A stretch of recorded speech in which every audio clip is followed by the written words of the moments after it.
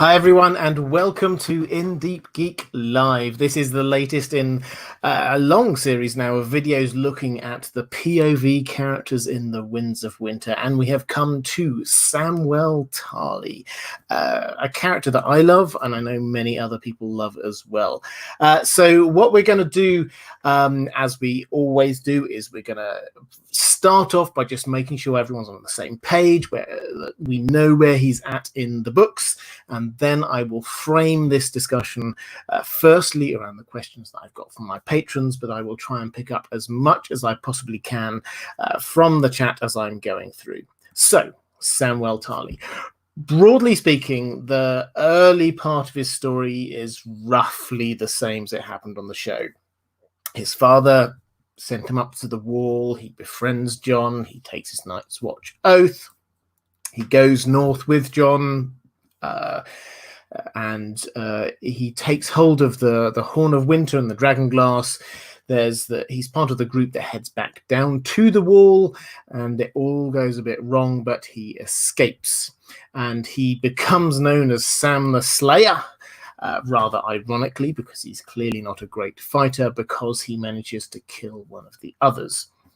He makes it down to the wall. He gets back down through the way at the Night Fort, through that mysterious door, makes his way across back to Castle Black with Gilly and little baby Sam, and they spend a little bit of time at Castle Black before then heading off with Maester Aemon down to Oldtown. Now, the journey there is not an easy one. They get to Braavos, which is their stopping off point, and basically they get abandoned by the Night's Watchman who's sent there with them. And Sam has to get rid of, basically has to sell everything he has in order to get them voyage for the last part of the journey. Everything except this horn, which is almost certainly the Horn of Winter. Very happy to talk about that a little bit later. But he and Maester Aemon and Gilly and the baby, there has been a baby swap in the books. Obviously, again, I'm happy to talk about that a bit later. They head all the way down towards Oldtown. En route to Oldtown, Maester Aemon dies. Sam arrives. He's about to sort of sign up, and then he gets waylaid by this group who take him over to Alaras, this character who takes him over to Archmaester Marwin, who talks to him a little bit, basically says, I've been tracking your progress all the time, listens to what he says, and then immediately heads off to go and try and find Daenerys. And that's where we leave Sam. He's there. He's made it to Oldtown. Gilly is waiting on the boat for him to come back, and he said he was going to take her off to Horn Hill, which is his family home, and drop her off there, and then he will at some point sign up with the Maesters at the Citadel and start learning. So that is where Sam is at. His character is very similar in the books to the show, but the plots going on around him are a whole lot more complicated. On the show, what happened in the Citadel, it was basically all about him. A little sideshow there with Jorah turning up and all the rest of it, but here in the Citadel, for Sam, there's a whole subplot to do with Maester Marwin, who's heading off. We've got a whole subplot to do with what's going on with the Faceless Men. We've got a whole extra subplot to do with what might be happening with Euron off in the south coast, and a huge amount of other things. So there's lots of stuff going on there, but that's where we left it with him. So let me just quickly check in with the chat. Lots of excellent people I see in there already. I just want to very quickly say a big thank you to my moderators, my excellent moderators. I see both Chrissy Oldstones and Andrew Kay in there today. Fantastic to see you. Thank you so much. If you are in the chat and watching this live, if you could give them a quick clap or thank you, that would be fantastic. They do an amazing job. Okay, so let me pick up on some questions from my patrons, and I'll start off with a few questions looking at what what happened in the past for Sam Tarly, and how this might be slightly different in the books. So Eric Fogg says, why didn't Randall Tarly just send him to the Citadel? Was it just that he disliked the Maesters, or did he think that he would fail at that as well? I can understand not wanting Sam to rule, but the death wish for one's own son exceeds the harshness and rigidity of Ned and Stannis. Okay, so Randall, we see a few bits of him from a few different angles, but it's very clear, yes, he did not rate Sam at all. He did not think that he should rule. But we also discover that he views the Wall as being the lowest of the low. This is where you send the worst people in society. We see that actually, incidentally, in Sam's last chapter that we in the epilogue, the last chapter we have so far in the books, the epilogue which we see from Kevin Lannister's perspective over in King's Landing. Randall Tarly at this point is part of the small council there, and they're discussing various things there in the small council, and it's very clear from what he says that he views the Wall as being the place where you send the worst in society. So for him, sending Sam to the Wall, this was the greatest insult you could do. This was, sending him off to be a Maester would have actually allowed him some degree of status within society, but he thought sending him to the Wall was below that. So that is what is going on there with Randall sending him up to the Wall. It's actually an insult. It's beyond anything that he could have done. Even beyond making him delegitimate or something like that. This was in his mind a complete insult. Diego Godoy says, hi Robert, why did Gilly accept John's suggestion of swapping the babies? What does she get out of it? Also, do you think Melisandre will burn or kill the baby at the Wall? What will happen with Mance Rayder's baby?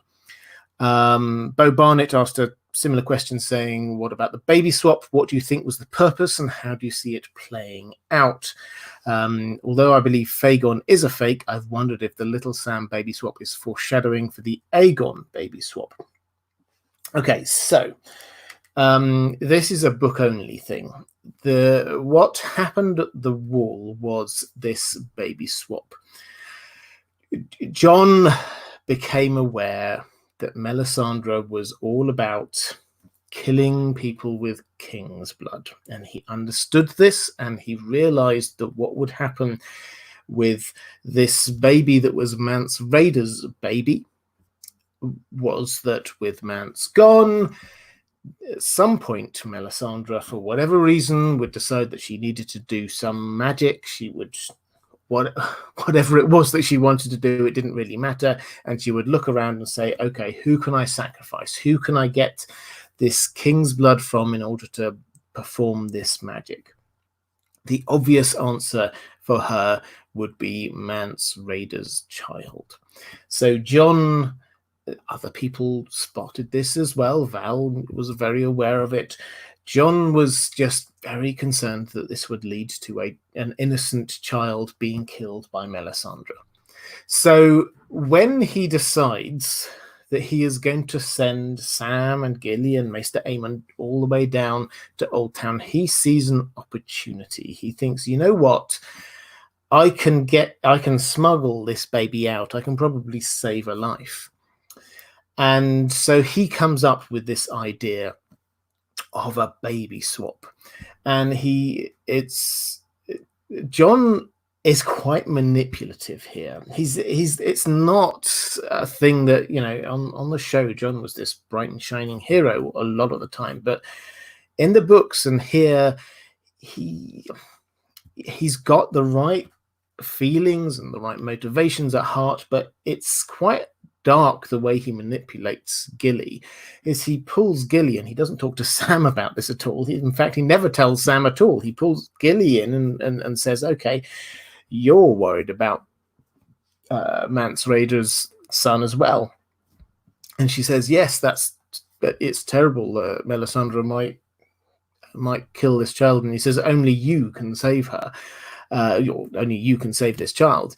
And he says, so you need to take this child away. And she says, okay, well, I'll take both children away. And he says, no, that's not how it's going to work. If you take both children away, I will send soldiers after you. The queen's men will go after you and bring you back, and both children will come back here. And I guarantee you, he says, I guarantee you that when that baby with king's blood, with Mance Raider's blood, dies and is burned, I will make sure that you and your baby are burned as well. He is not, I mean, whether he means it or not is a different thing, but he is not playing nice here. He just says, no, this is the way this is going to work. We're going to swap the babies. And she cries. He makes her cry. She is distraught, as you would expect, because she's giving up her baby. She's taking someone else's baby. And the question said, Diego has the question saying, what does she get out of it? She doesn't. She doesn't. Jon is manipulating her to try and do what he thinks is the right thing, to send her out with someone else's baby, to leave her own baby behind. And she is distraught at this, but she does what she's told to do because she can't see any other option. So that's what's going on. And that's the kind of the motivations. First, Maura Lee, thank you so much for the super sticker, saying you're amazing. Thank you. I really appreciate that, Maura. Thank you. I really appreciate all of your support. I really do. I've got some questions from you which are coming up later. Thank you so much. I thought you were going to be working today, but I really do appreciate it. So saying just a show of love and appreciation for all the excellent content on stories on both channels. Thank you, Robert. Maura, thank you. I do really appreciate it. Thank you. As I say, I will definitely get to your questions in just one moment. I just want to finish off this one first, which is, what happens? What's the implications of this? So, first of all, we have to say that it's Maester Aemon who's the one who realizes that the reason why she's sad and crying and distraught is actually not fear about the journey, but because she's leaving her baby behind. And Sam is quite slow on the uptake on this. But at the wall, what is the implication of this going to be? Well, I think Jon is right that at some point Melisandre will want to perform some big magic that requires king's blood. That seems a no-brainer. At some point she will. The most obvious reason for her wanting to do this is to get to Stannis in some way, or to allow access to Stannis. So you have to remember that in the books, winter has truly come to the north. And this isn't just, it's a little bit chilly. This is, everyone is snowed in. Winterfell, they've got snowdrifts of 60, 70 feet. This is like massive. It's so cold at Winterfell that there are 7 gates into Winterfell. 6 of them have frozen shut, and they simply cannot get them open. And the 7th one is like still quite hard. It's just like the winter is truly there. At the wall, it's like the snow is gathering. If they wanted to go from Castle Black, the Wall, to Winterfell, she would want to perform some magic. She would want to clear the way. She would want to somehow push back winter. Now, her magic, she says, is magnified a bit at the Wall. So I think that what will happen is that she will attempt some kind of magic, and it will, for a period, suspend winter. It will thaw the snows a little bit. It will allow the movement of people across the north that we know needs to happen. In particular, people getting from Castle Black down to Winterfell, but there are also a huge amount of other people who need to get to Winterfell. Bran needs to make his way south. Sansa needs to get across. Arya needs to get across. Davos with Rickon and Osha, they need to get across. So lots of people need to move across the north, and I suspect that it is going to be Melisandre who creates the magic that allows this all to happen. How does she do this? Well, obviously, her thought is, I've got the child of the king beyond the wall, King's blood. Now, that is not going to work. Jon was obviously thinking that he was going to be alive to be able to point this one out. Perhaps someone else will be able to, but whatever, that is not who she thinks it is. So plan A is going out the window. That's not going to work. But Melisandre is not the kind of person to be sort of depressed by the fact that she can't do exactly what she wants to do. What other king's blood does she have to hand? And the answer, obviously, is Shireen. So I think that the unintended consequence of Jon saving the life of Mance Rayder's child is that the person that is sacrificed by Melisandre is Shireen. I think that is the kind of the iteration of events that we're going to get there. We know that Shireen will be sacrificed. I very much doubt that was Melisandre's first intention, but if she thinks it is absolutely vital that she performs some magic in order to achieve the end that she wants to achieve, which will be getting to, if she thinks Stannis is about to die or needs support or something like that, she will do anything that is necessary. If she believes that Azor Ahai Reborn needs her help, she will do anything. And that, I think, is the iteration. Can she sacrifice this king's blood? No, that has been denied to her. Therefore, she has to sacrifice the king's blood that she does have to hand. So that's my sort of slightly longer term view about what the implications of all of this is. In terms of Bo Barnett, you're talking about whether the Little Sam baby swap is a foreshadowing for the Aegon baby swap. I think we sometimes overplay this idea of foreshadowing and say that just because one thing happens in one place, that means that this proves that another thing happened in another place.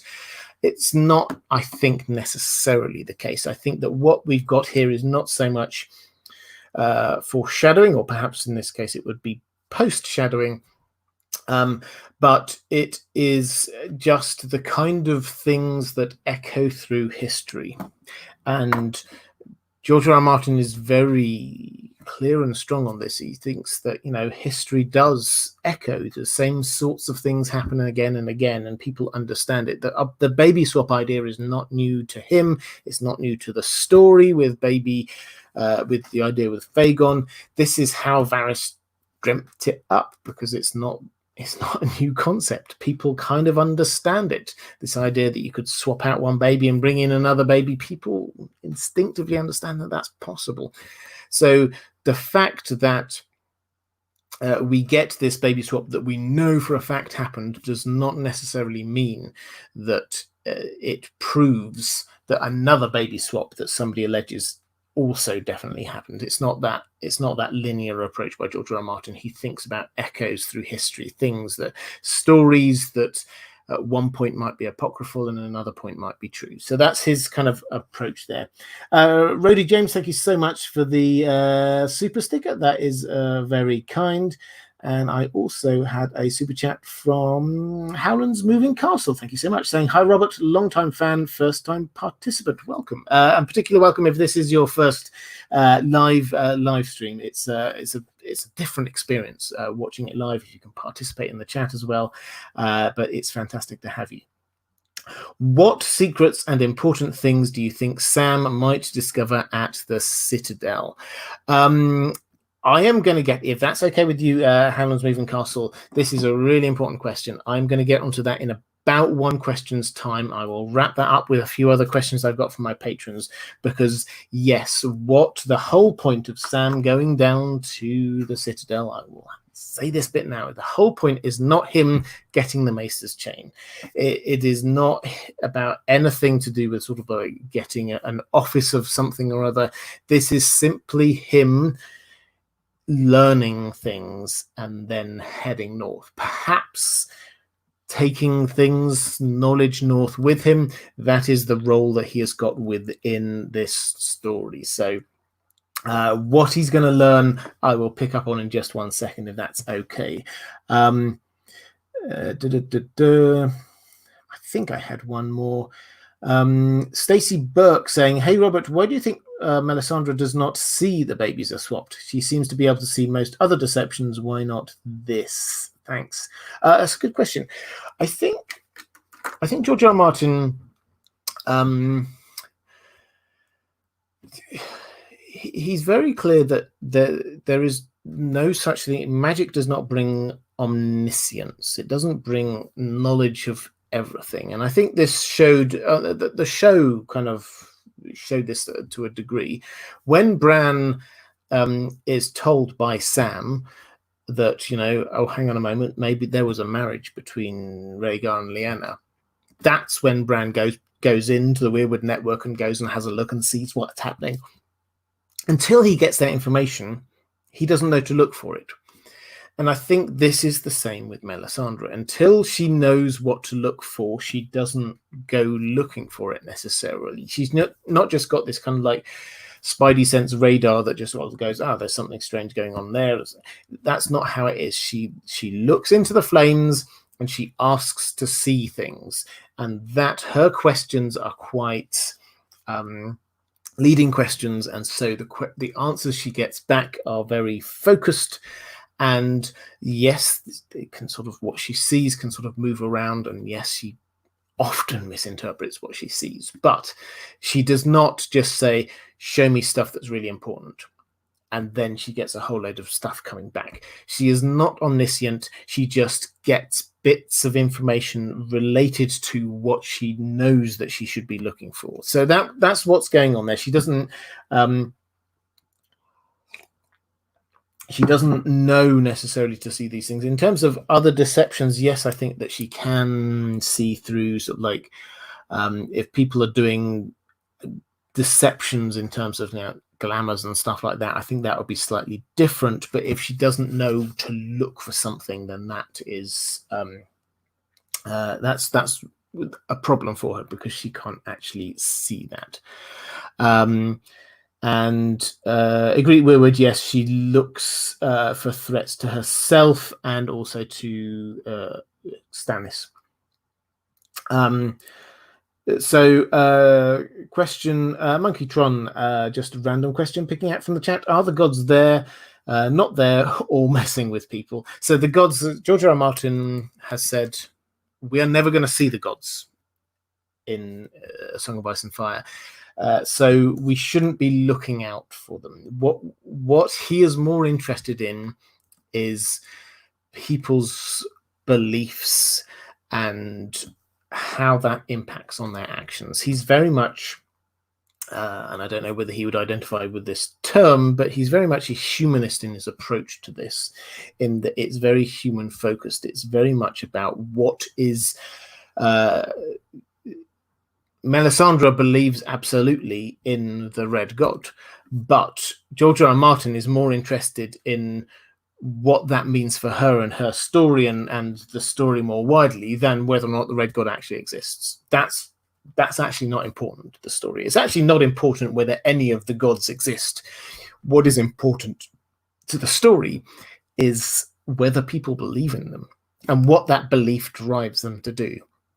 So do the gods exist? We're never going to get a full answer. George R. R. Martin's answer is it does not matter. What matters to the story is whether people within the story believe in the gods or not.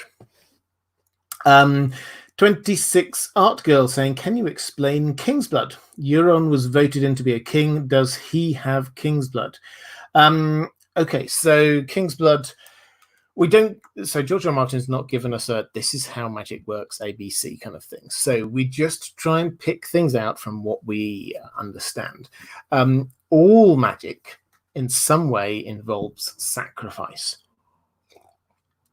Now, what that sacrifice is varies from case to case, but all magic, with one or two exceptions that are clear oddities and something strange going on, but generally speaking, all magic involves sacrifice in some way. Now, the greater the sacrifice, the greater the magic you can do, seems to be the general rule. Now, in this world, it seems that you can do great magic by sacrificing people. So blood seems to be a huge part of this. When the children of the forest performed their huge bits of magic, the Hammer of the Waters and all the rest of it, we hear of hundreds, thousands of people and their own people sacrificed in order to do this. But it also appears that the status of the person in some way, not just because they are intrinsically great and powerful, but because people believe in them and people see, so it's about people's belief, think that makes it more important, and that seems to be the spark for it. So King's blood, the importance of the person, is an important factor in creating big magic. So if you were just like killing a random person in order to perform some magic, then that would definitely produce something. But if you were to sacrifice a king or king's blood, that in the apparent logic of this universe seems to deliver a whole lot more. So Euron was voted in to be a king. Does he have king's blood? Yes. And I think that this makes this very important. I mean, he had it to a degree already, because obviously his family, the Greyjoys, were the royal family, as it were, within the Iron Islands. But when he personally got voted in as king, he did indeed become a king, and therefore his bloodline became very powerful. And I think we see this by when he is, this was in the pre-release chapter from the Winds of Winter, the Forsaken. He's strapping people to the front of boats. They appear to be there as a sacrifice. They're going to go into a battle, and obviously if you're strapped to the front of a boat in a big sea battle, that doesn't bode well for you. You are effectively a sacrifice. One of the people that he straps to the front of a boat is his lover, who is this woman called Thalia Flowers, who is carrying his child. She's pregnant with his child, and that child obviously has king's blood. That is the reason why he strapped her to the front of a boat, because sacrificing that child, let's not think about morals here other than to accept the fact that Euron is clearly insane.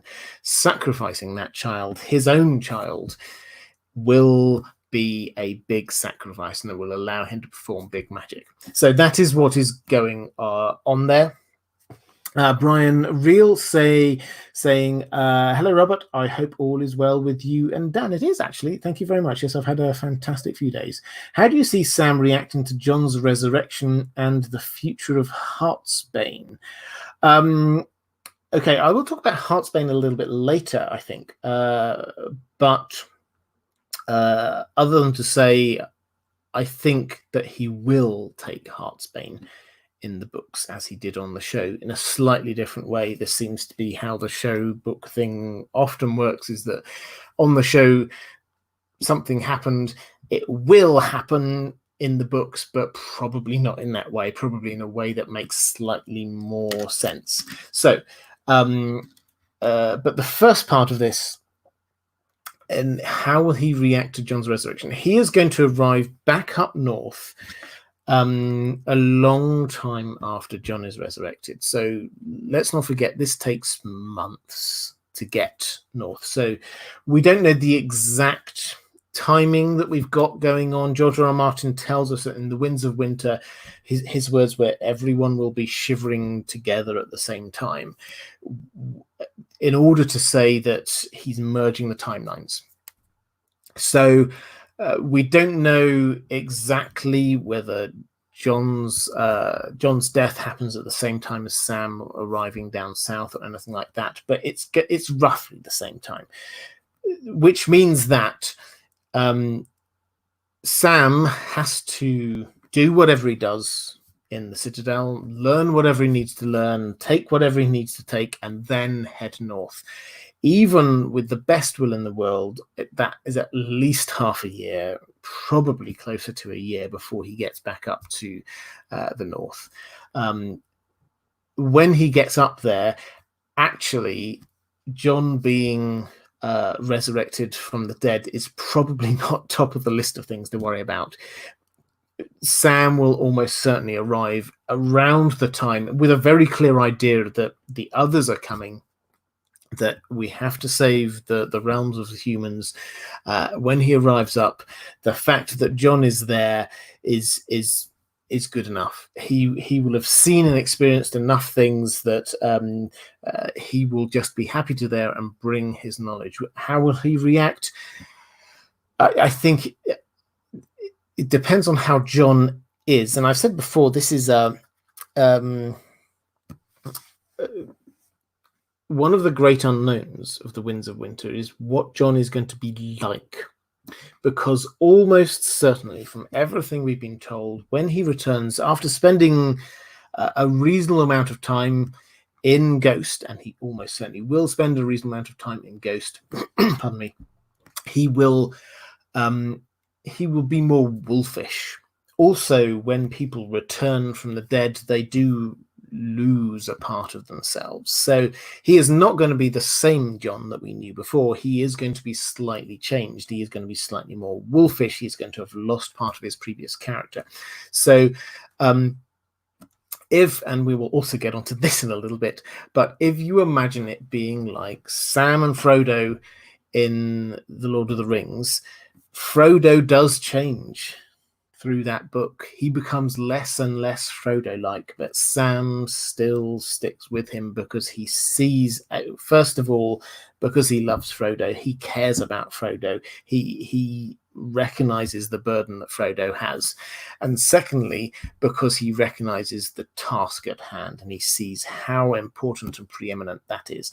And that, I think, is going to be the attitude that Samwell Tarly is going to have, is that yes, he's going to see that Jon has changed, but he cares about Jon. He wants to achieve the greater good of pushing back the others in some way. So I think that any other kind of issues that he may have, concerns he may have about Jon, he will kind of push down because of his care for Jon and because of his understanding of the greater issues at hand.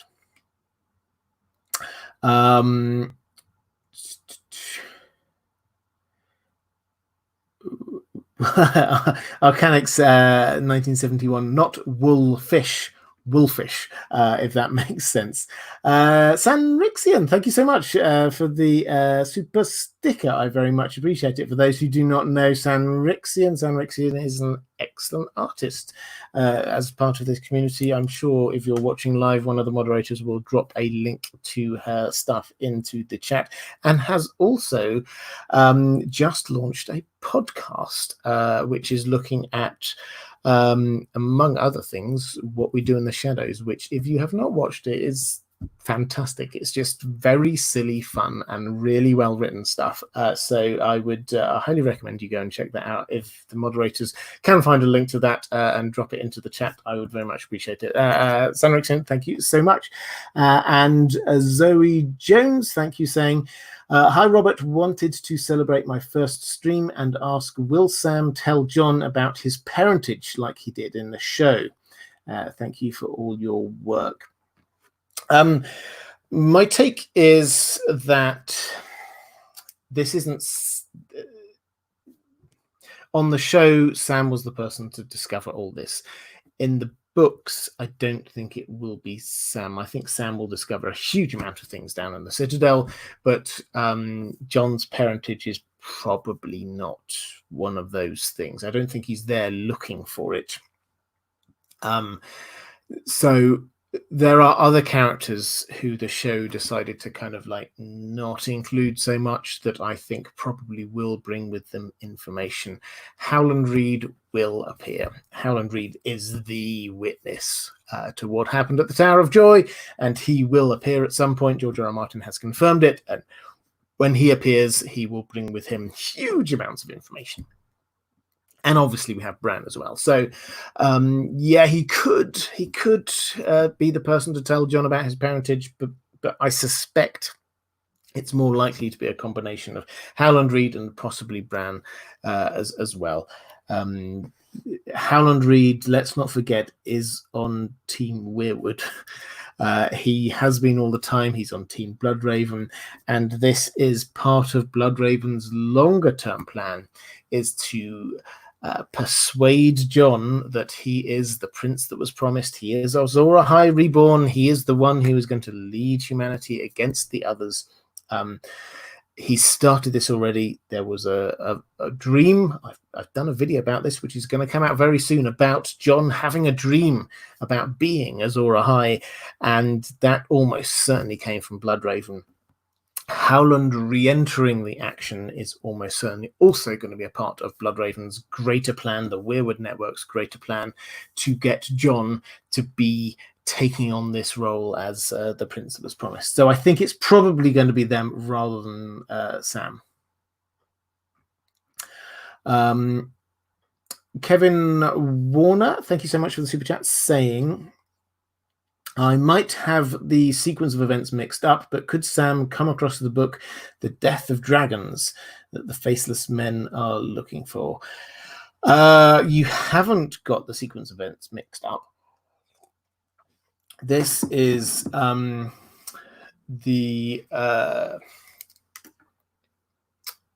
I was saying about there's a lot of plots going on down in the Citadel. This is one of them. So the Faceless Men are doing something down in the Citadel, and it seems to be to do with this book, The Death of Dragons. Now, The Death of Dragons is a book we hear it mentioned actually only a couple of times. Tyrion's aware of it.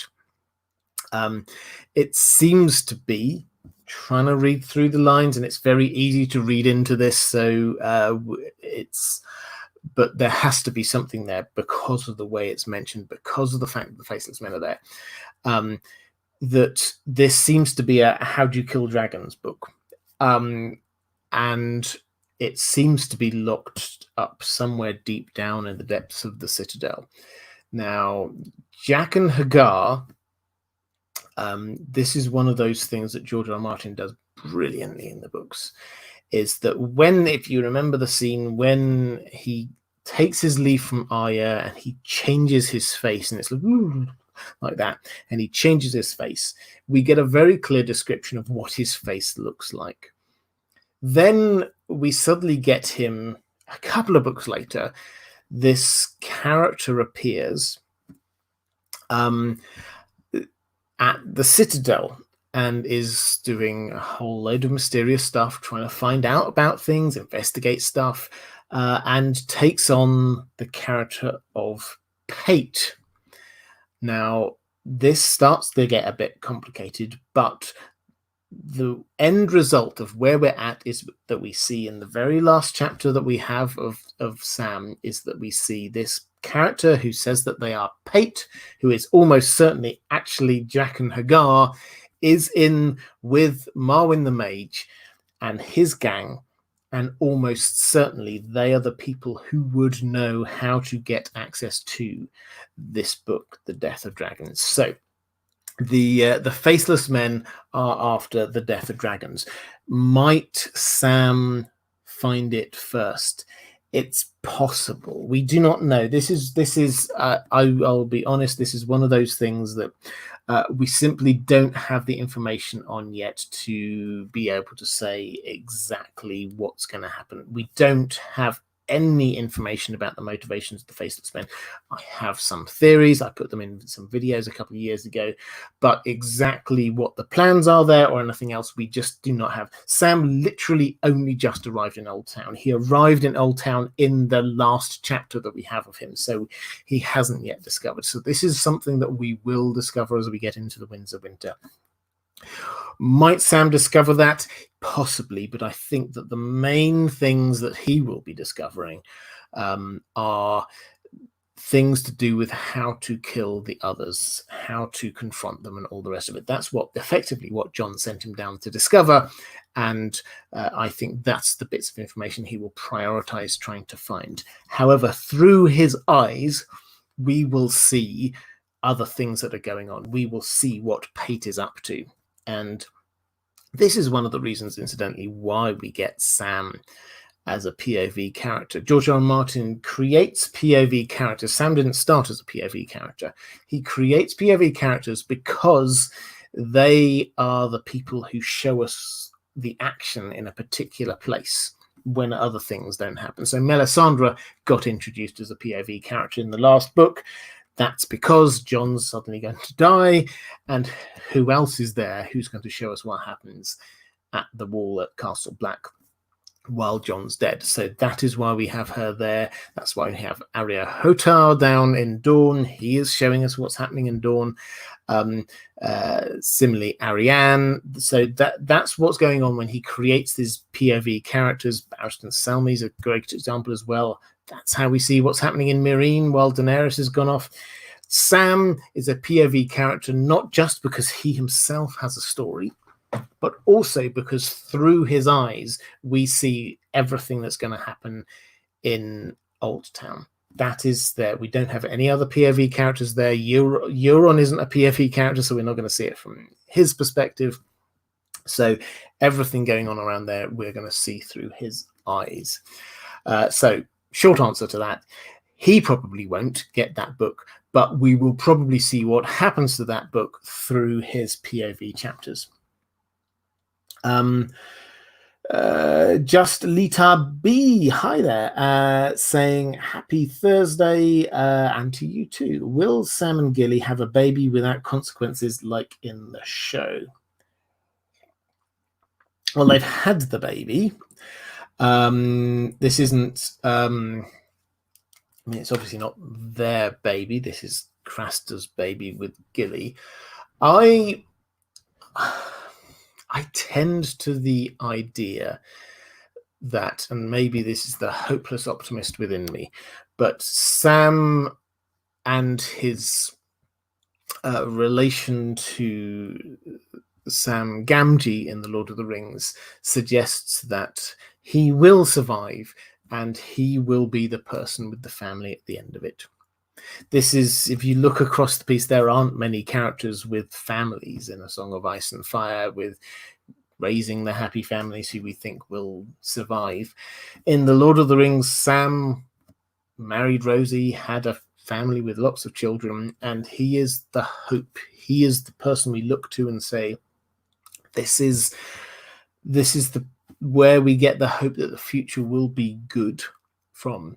It's not going to be perfect or anything like that, but we need some hope. And I like to think that this means that Sam Tarly and Gilly and their baby will all survive, and they will be part of this bittersweet. They will be part of the sweet element of what happens at the end, is that we see them and we think, yes, they can raise a family. They can be the hope for the world. As I say, maybe it's the hopeless optimist within me, but that's hopefully where we see it go. Ryan Larkin, thank you so much for the super sticker. I very much appreciate that. Let's go to a question from Lady Pushkins, saying, hi Robert, why did the dragon glass that Sam used on small Paul not work? This is a great detail in the books. So Sam the Slayer, he killed one of the others, and then later on he gets some dragon glass when he gets attacked by Small Paul, who was a member of the Night's Watch, who got turned into a white, comes and attacks him, and he stabs at him with the dragon glass, and it doesn't work. We do not know exactly why, but there are two clear possibilities here. Possibility number one, which is the slightly dull possibility, but it's I mean, George R. R. Martin does get down to brass tacks and technicalities quite a lot of the time. When we read it, Sam stabs and it just shattered on the his armor. So it's possible that Dragonglass, yes, can kill wights, but it can't go through armor. It's armor. Dragonglass is quite brittle. So if you stab them, in an unprotected area, then that would work. But if you stab them on armor, then that wouldn't work. So that's option number one. It's simply a matter of where Sam stabbed him. The other option is built on this idea that we simply do not know huge amounts in the books. We do not know as much about the others and the wights and how they operate as we did on the show. We still haven't seen them huge amounts. We've seen them in battle a couple of times, but not hugely, and not enough to get a clear idea on what works and what doesn't work. Now, it's possible that in the books, what the situation is that the Dragonglass works against the others, but it doesn't work against the wights. It's possible. We haven't seen that happen yet. So it might be kind of opposites, that Dragonglass works on Dragonglass works on the wights but doesn't work on the Dragonglass works on the others but doesn't work on the wights. Fire works on the wights but doesn't work on the others. It's possible that it's like that, this kind of opposites idea. We have seen that fire does burn the wights, but we do not know. Is the short answer. We simply do not know. I think it's probably pretty clear that the Dragonglass did not kill Small Paul in that one instant because of his armor, because of what we're shown. But that just simply leaves us with the question of, we do not know what would have happened if he had stabbed him in the face or something like that. We simply do not know. Clearly, Dragonglass is useful. It's useful against the others. Whether it's useful against the wights is a different matter entirely. Joke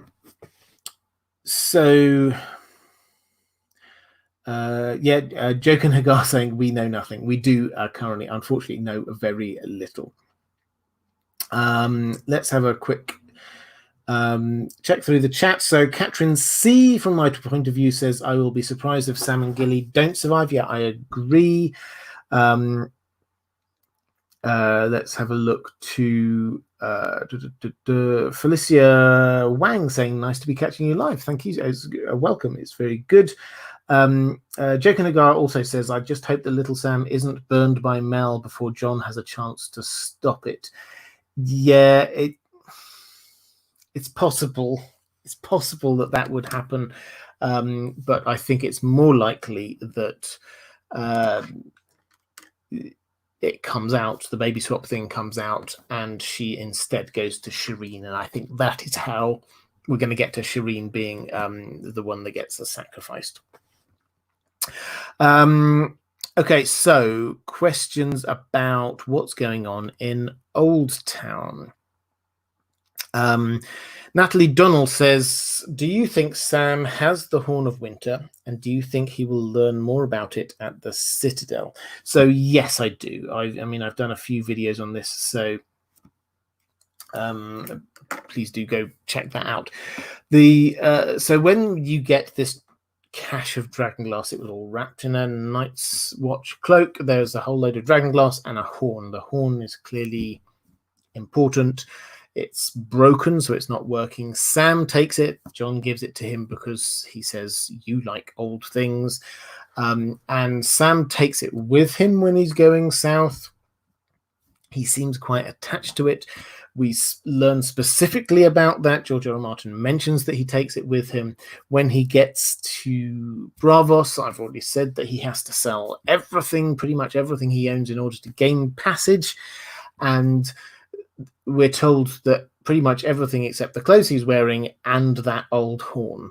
So again, it's pointed out that he's got it, and then we learn about it again on his way down south. So George R. R. Martin wants us to be aware that Sam has got this horn.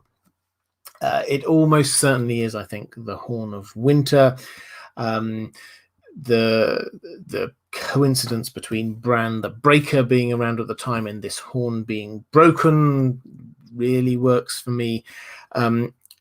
Will he learn a little bit more about it down the Citadel? It's entirely possible he will. I think that this is where ancient knowledge is held.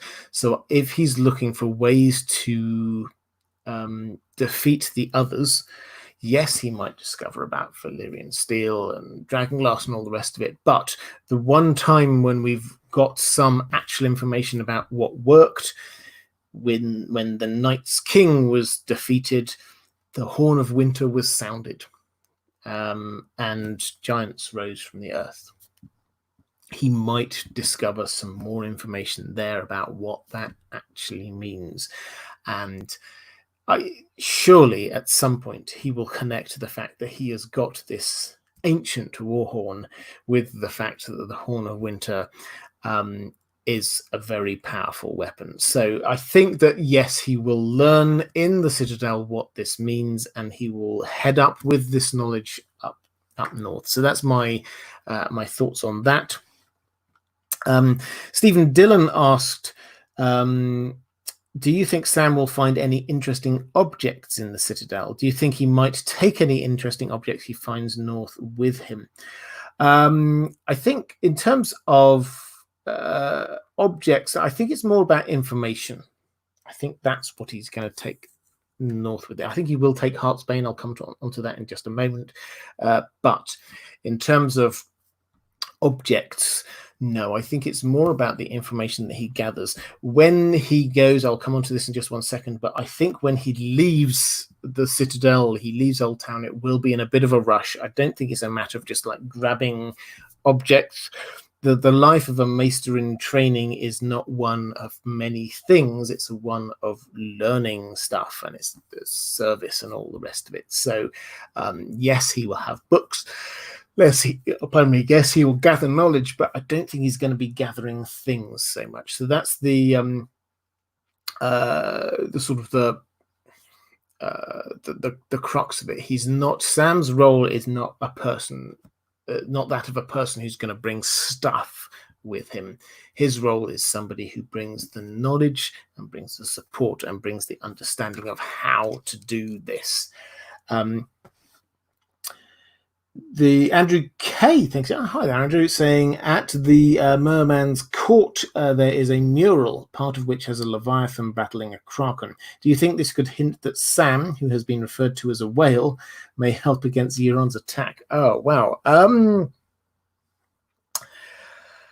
That's a really good question. So this does bring me on to the fact that at some point Euron is almost certainly going to attack Oldtown. He is the Kraken. He is almost certainly, he keeps on, in the Forsaken chapter, he keeps on sort of trying to get Aeron, the damp hair, trying to get him to call on his gods, call forth the Krakens and all the rest of it. So it's entirely possible that he will have Krakens all over the place. They seem to get attracted by blood, so if he's about to have a huge sea battle, that is definitely going to draw the Krakens in. So that's possible. As for Sam, might he help save Oldtown? I don't think that's his role. I mean, I like that was a really good catch there with the mural. I don't think that White Harbour doesn't really have a connection with Sam, to be honest. It's not somewhere he's been, not somewhere that there's a particular link there. So I don't think that George R. R. Martin is trying to make us see the connection between these two things. But I think there is going to be a massive battle there, and the High Towers, they've been quiet. for a long time. So this is something Sam notes when he arrives there, is that, well, what's going on? The Hightowers are staying out of this. The Hightowers, if you go back to the World of Fire and Blood, the books of the history of the Targaryen rule, they were one of the big three houses outside of the Targaryens, being the Velaryons, the Baratheons, and the Hightowers. Those were the big, most influential houses. You wouldn't have got that impression from the show of Game of Thrones. Yes, Baratheons seem important, but the Hightowers are the ruling family in the second biggest city, and certainly the oldest city in the richest part of the entire continent. They are hugely powerful. They've got a history of magic. They've got a huge army. They've got a navy that with the Red Wine Fleet, which isn't theirs, is off at the Arbor, but sort of connected in with them. They are hugely important and powerful, and so far they have been staying out of pretty much the whole plot. George R. R. Martin does not want us to just forget the Hightowers. So when Euron attacks, as he surely will, I think it will be the Hightowers who are the ones who are leading the defense rather than Sam. And it is Sam's role, I think, to get back up to the wall, not to be leading the defense of Hightower. Yes, he's Sam the Slayer, but his role is there by Jon's side. Jon sent him away for a little while to get the information, and then he's going to come back up again. So I think that is where he's at. Really interesting connection there. Lady Pushkin's. Rosie, just very quickly, in the chat saying, do you think the battle will be told at least partially from Sam's POV? Yes, I do. So I think that we've only got two POVs for this attack. Potentially, one is Aeron Greyjoy, who will probably still be alive, not necessarily, but probably, and Sam. So we've only got two POVs here. Sam will see it from within the city, not as somebody who sees the battle from a strategic perspective or anything like that. He is simply going to be seeing what happens on the ground as people are fleeing and scared and running around and all the rest of it. That's what we're going to have a chapter, I suspect, from Sam's perspective in the Citadel, where everything is going up in flames and people are rushing around trying to save stuff, and some are trying to escape, some of them are trying to defend themselves, and that is what we're going to see, that element from his side. We might see some from Aeron's side, so we see what Euron is up to, but the main focus of this, I suspect, is going to be it's very ground level, and it will be from Sam's perspective. Lady Pushkin saying, what do you think Marwin is up to? Do you think he wants rid of Sam because he's worried about what he may read in any books in the Citadel? Is he good or bad? I don't think George R. R. Martin does good and bad characters, but I don't think he wants rid of Sam. I think that he has been tracking Sam's progress very clearly, and Maester Aemon's progress as well, it has to be said, all the way down to Citadel. He set off once he'd got the information he needed from Sam, and after that, or just before that, he basically just said, okay, I suggest you just you enrolled, you keep your head down, you don't tell them any of this stuff. He's not that bothered. Marwin the Mage doesn't care that much about Sam per se. He cared about the information he brought with him, and that was what took him off to go and find Daenerys. So that seems to be his thing there. Is he good or bad? He is somebody who values magic.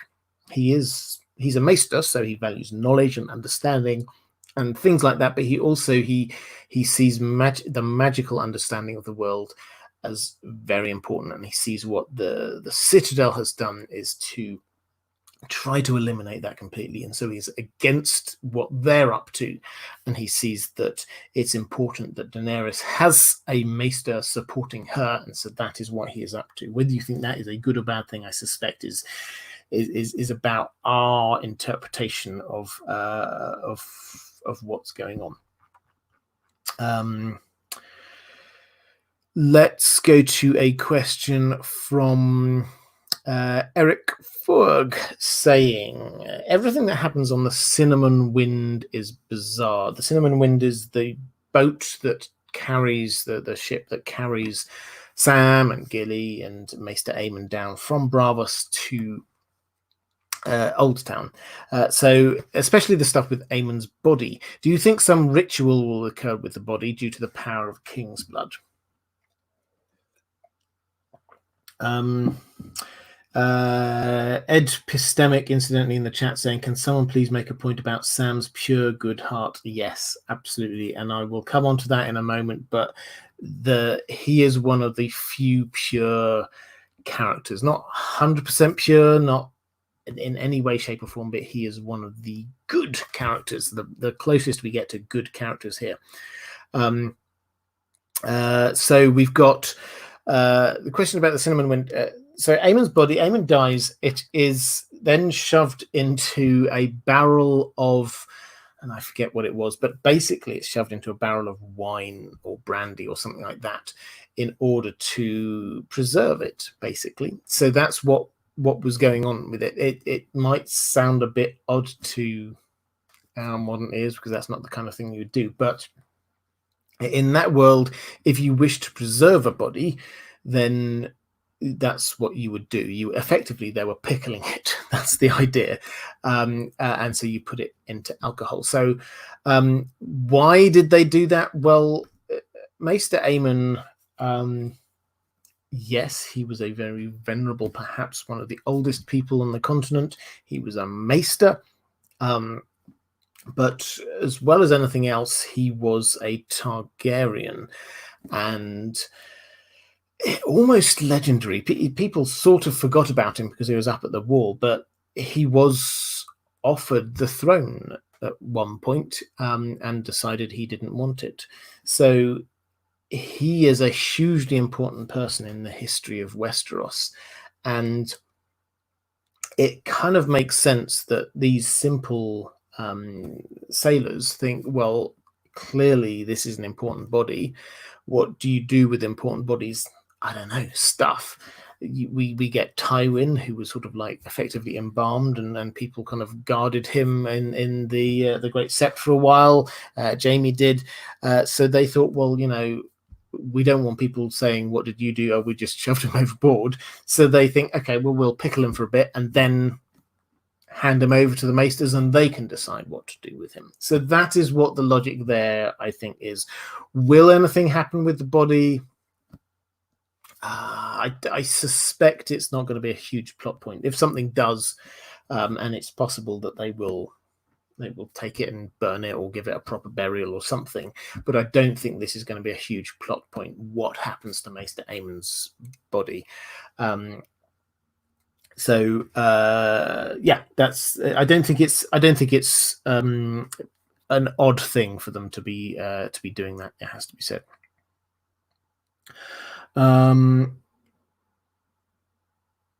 Andrew Kay saying George R. R. Martin has definitely put Sam in as a beacon of goodness and hope, but also wrote himself into the story to a degree via Sam. Yeah, it's definitely worth noting that George R. R. Martin has said that Sam is the character most like him, and so I think his writing of him is sympathetic. He's a writer. He's a student. He reads huge amounts. This is George R. R. Martin. He's not a fighter. And all of these things definitely apply to Sam. There are also, we could say, some physical similarities. Let's put it that way. So I think that, yes, he has almost written himself into this. So I think we can see a positive ending for Sam and a positive role for him within this story. Reflective Rambling, thank you so much for the super chat, saying for Mark Daniel, I love it. This is when people pick up on questions from other people and put them in super chat. I can't see all of the questions coming through, so super chats obviously stand out for me. So thank you. That's very kind, reflective rambling. Will the Citadel in the books have a restricted section? Wouldn't that just point every nefarious person there in the direction of secret books? Yes. It would, but I think that there is a restricted section. Whether they count it as a restricted, I don't think it's going to be like the equivalent of here's a few books behind a locked door. The library is huge and rambling, and it goes deep underground, and you can access different books depending on effectively on your level of clearance. Now, yes, that would probably attract certain people, but you have to remember that most people in the world cannot read. That's just how it is, and this is what happens with people who try to become maesters and fail, is that they effectively become scribes, and that is how they make a living, is that they go out there and read stuff for people and they write things for them. And even quite a few of the lords aren't that great at reading and writing, which is why they have maesters do it all for them. So yes, but the Citadel has kept such a lock on knowledge and access to knowledge that it means that people don't think, oh, you know what, I really need to understand such and such a thing, I will go to the restricted section. So it's not a huge risk. So yes, there will be a restricted section. Yes, it will be under lock and key. Yes, some people might want to go there. Someone like Tyrion, for example, would realize the value of what's going on down there. But most people, no, they wouldn't realize it, and they wouldn't be able to do anything with it if they got down there at all. So yeah, I mean, it's a good question, but you have to understand this within the context of the world that's there. The maesters have kept a lock on knowledge and access to knowledge for centuries, which means that people can't, it's not valuable to them.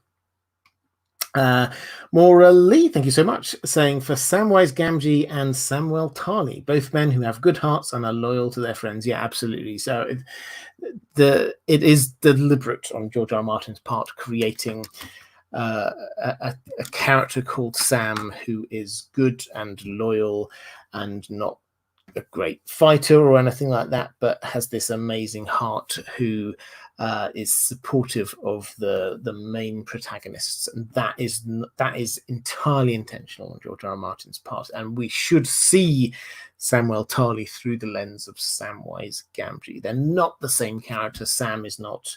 He's not a student and a great reader and all the rest of it, but their souls are very similar. So yes, Maura, I absolutely agree with that one. Now, Maura saying, Marwin the Mage asks Sam not to tell the Maesters about Aemon's prophecies and Dany's dragons, then leaves to find Daenerys. Why did he tell Sam to do that, and is he really wanting to be Dany's Maester? So the second bit to that, yes, he definitely is wanting to be Daenerys's Maester. And in terms of why he tells Sam not to tell the Maesters, he's actually trying to protect Sam. I said earlier that his view of Sam is just, he's got what he needed from him, but he does actually try to protect him. And he says, look, I recommend you don't say any of this to the Maesters unless you want to find poison in your food, because that is Marwin's worldview, which may well be correct, is that the Maesters are trying to stop anyone not just practicing magic, but thinking about magic, telling people about magic, and all of Sam's knowledge about the others, about dragons, about prophecy, all of this is completely against the worldview of the Maesters. And so Maester Marwin the Mage, he gives Sam some advice, and he says, I suggest what you do is you do enroll, you start learning, but don't tell them about any of this stuff. It's only going to make life harder for you. Just go there and learn things. So that's why he says that, is because he is trying to protect Sam. I don't think we need to second guess his motivations on that. Incidentally, I don't think there's any reason for Maester Marwin to not be wanting to protect Sam in any way. Richard Winter saying, love your work. Thank you. Keep it up. I'm about 100 pages from finishing A Clash of Kings. Great. It says it's a good story. I love A Clash of Kings. It's one of my favorite books. So yeah, so keep going. There's a lot happening in that one. Let's go to a question from so Morally also asked about a Euron making a major blood sacrifice, causing chaos and trying to become a god. How will this affect Sam? So this gives me an opportunity to sort of take the bigger picture on what's happening with Sam over the course of the Winds of Winter, which is, I think he will very broadly do what he's was planning on doing and take Marwin the Mage's advice. I think, very broadly speaking, he will take Gilly off to Horn Hill, which is a few miles up the road, a little journey. He will leave her there. He will come back. He will enroll in the Citadel and he will start learning stuff, and he will whatever studies he's on, he will also start trying to learn about the others and how to defeat them and things like that. The reason for him to leave the Citadel, I suspect, will be Euron's attack. This isn't just a sudden desire to, you know what, I'm going to head off up north. It's not a frustration with the Maesters. It is the fact that Euron is going to attack Oldtown and burn down the library, and he is trying to, again, if he is trying to create chaos, which is basically what Euron is trying to do, the best thing that he can do is just, he's had a major sea battle, why don't we attack the most ancient city and the second largest city in the entirety of Westeros? Let's do that. Let's burn it to the ground. That is entirely in tune with what Euron's about. When that happens, Sam has to escape, and he has to take whatever knowledge he has and head back up north. So that, I think, is how Euron is going to interact with Sam's storyline. I don't think they'll ever meet, but I think that Euron's influence will cut down the time that Sam spends actually there.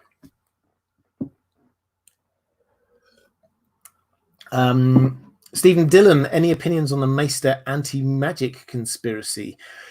Yeah, I do have opinions. I think that Marwin the Mage is probably roughly right.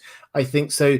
The Maesters, as I said, they've built up this world where they are in control of knowledge and information and learning, and it's not just about they've got all the books, but their people go out and are teaching all of the ruling class across Westeros, and they are teaching them, effectively sciencey, humanities-y kind of stuff, not how to do magic.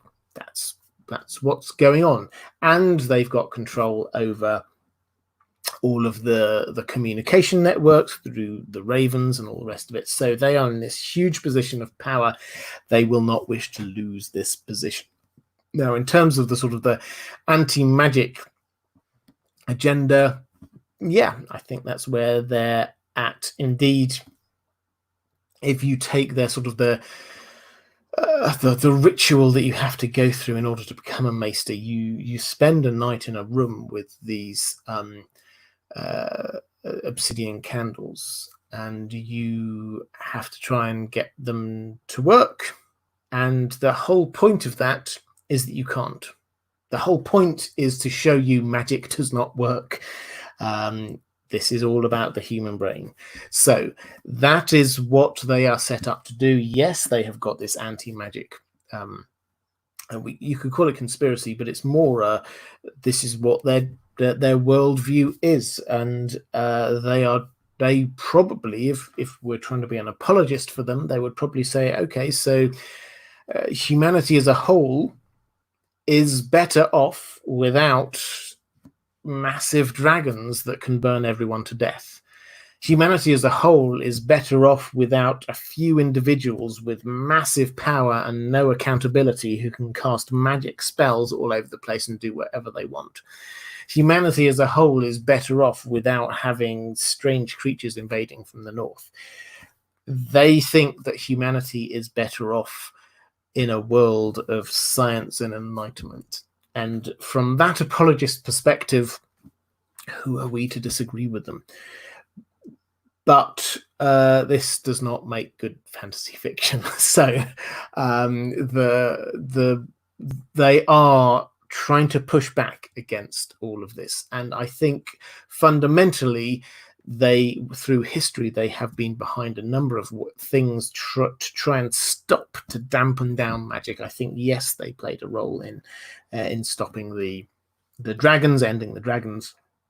And I think that where they will end up is, they think, in a strong position because the Ice and Fire have been pushed back. But obviously, if we're to take the show ending, then the Weirwood Network are in the ascendancy.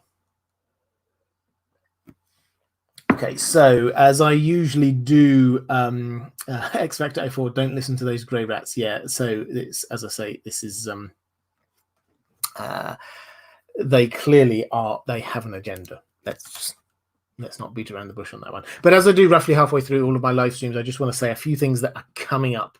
One thing I would like to highlight is on Saturday at 9 o'clock my time, which is 4 o'clock Eastern time, I am doing a YouTube premiere. Which is, for those who haven't done it, I am launching a video and the chat will be open at the same time as the video effectively plays live. And this is the latest in my series of Secrets of conversations with other content creators, and I have got Tony Teflon on, who is going to be talking about the Children of the Forest. For those who don't know, Tony Teflon has a YouTube channel, and one of his theories that he's had for a very long time is about the Children of the Forest, and the way that he says it is they are evil. They have an agenda, and it's a bad one. So it was a really interesting conversation. And that is happening on Saturday. Now, the thing that I'm excited about, not just my guest and the subject, but this is going to be a charity premiere, which means, and this is something we can now do on YouTube, which is fantastic. It's about part of my commitment to try and pay it out a little bit to try and spread the love and be a positive influence here within this community and wider.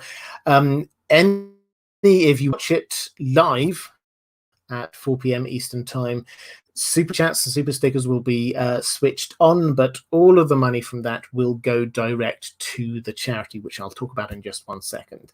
And for the first month or so before I demonetize it, any income from advertising on that also I will put to the charity. So this is something I hope will become a regular feature of this channel, as an opportunity to support good causes, not just create hopefully good content and a really good community, but also support those who need support in the wider world. And the charity this time around will be the IRC, which is the wonderfully named International Rescue Committee.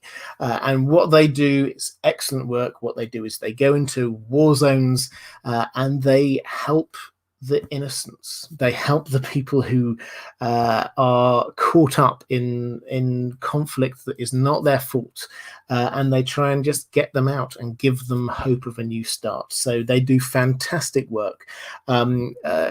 I've set this up already now as a premiere, so if you look on my channel, you will be able to see that.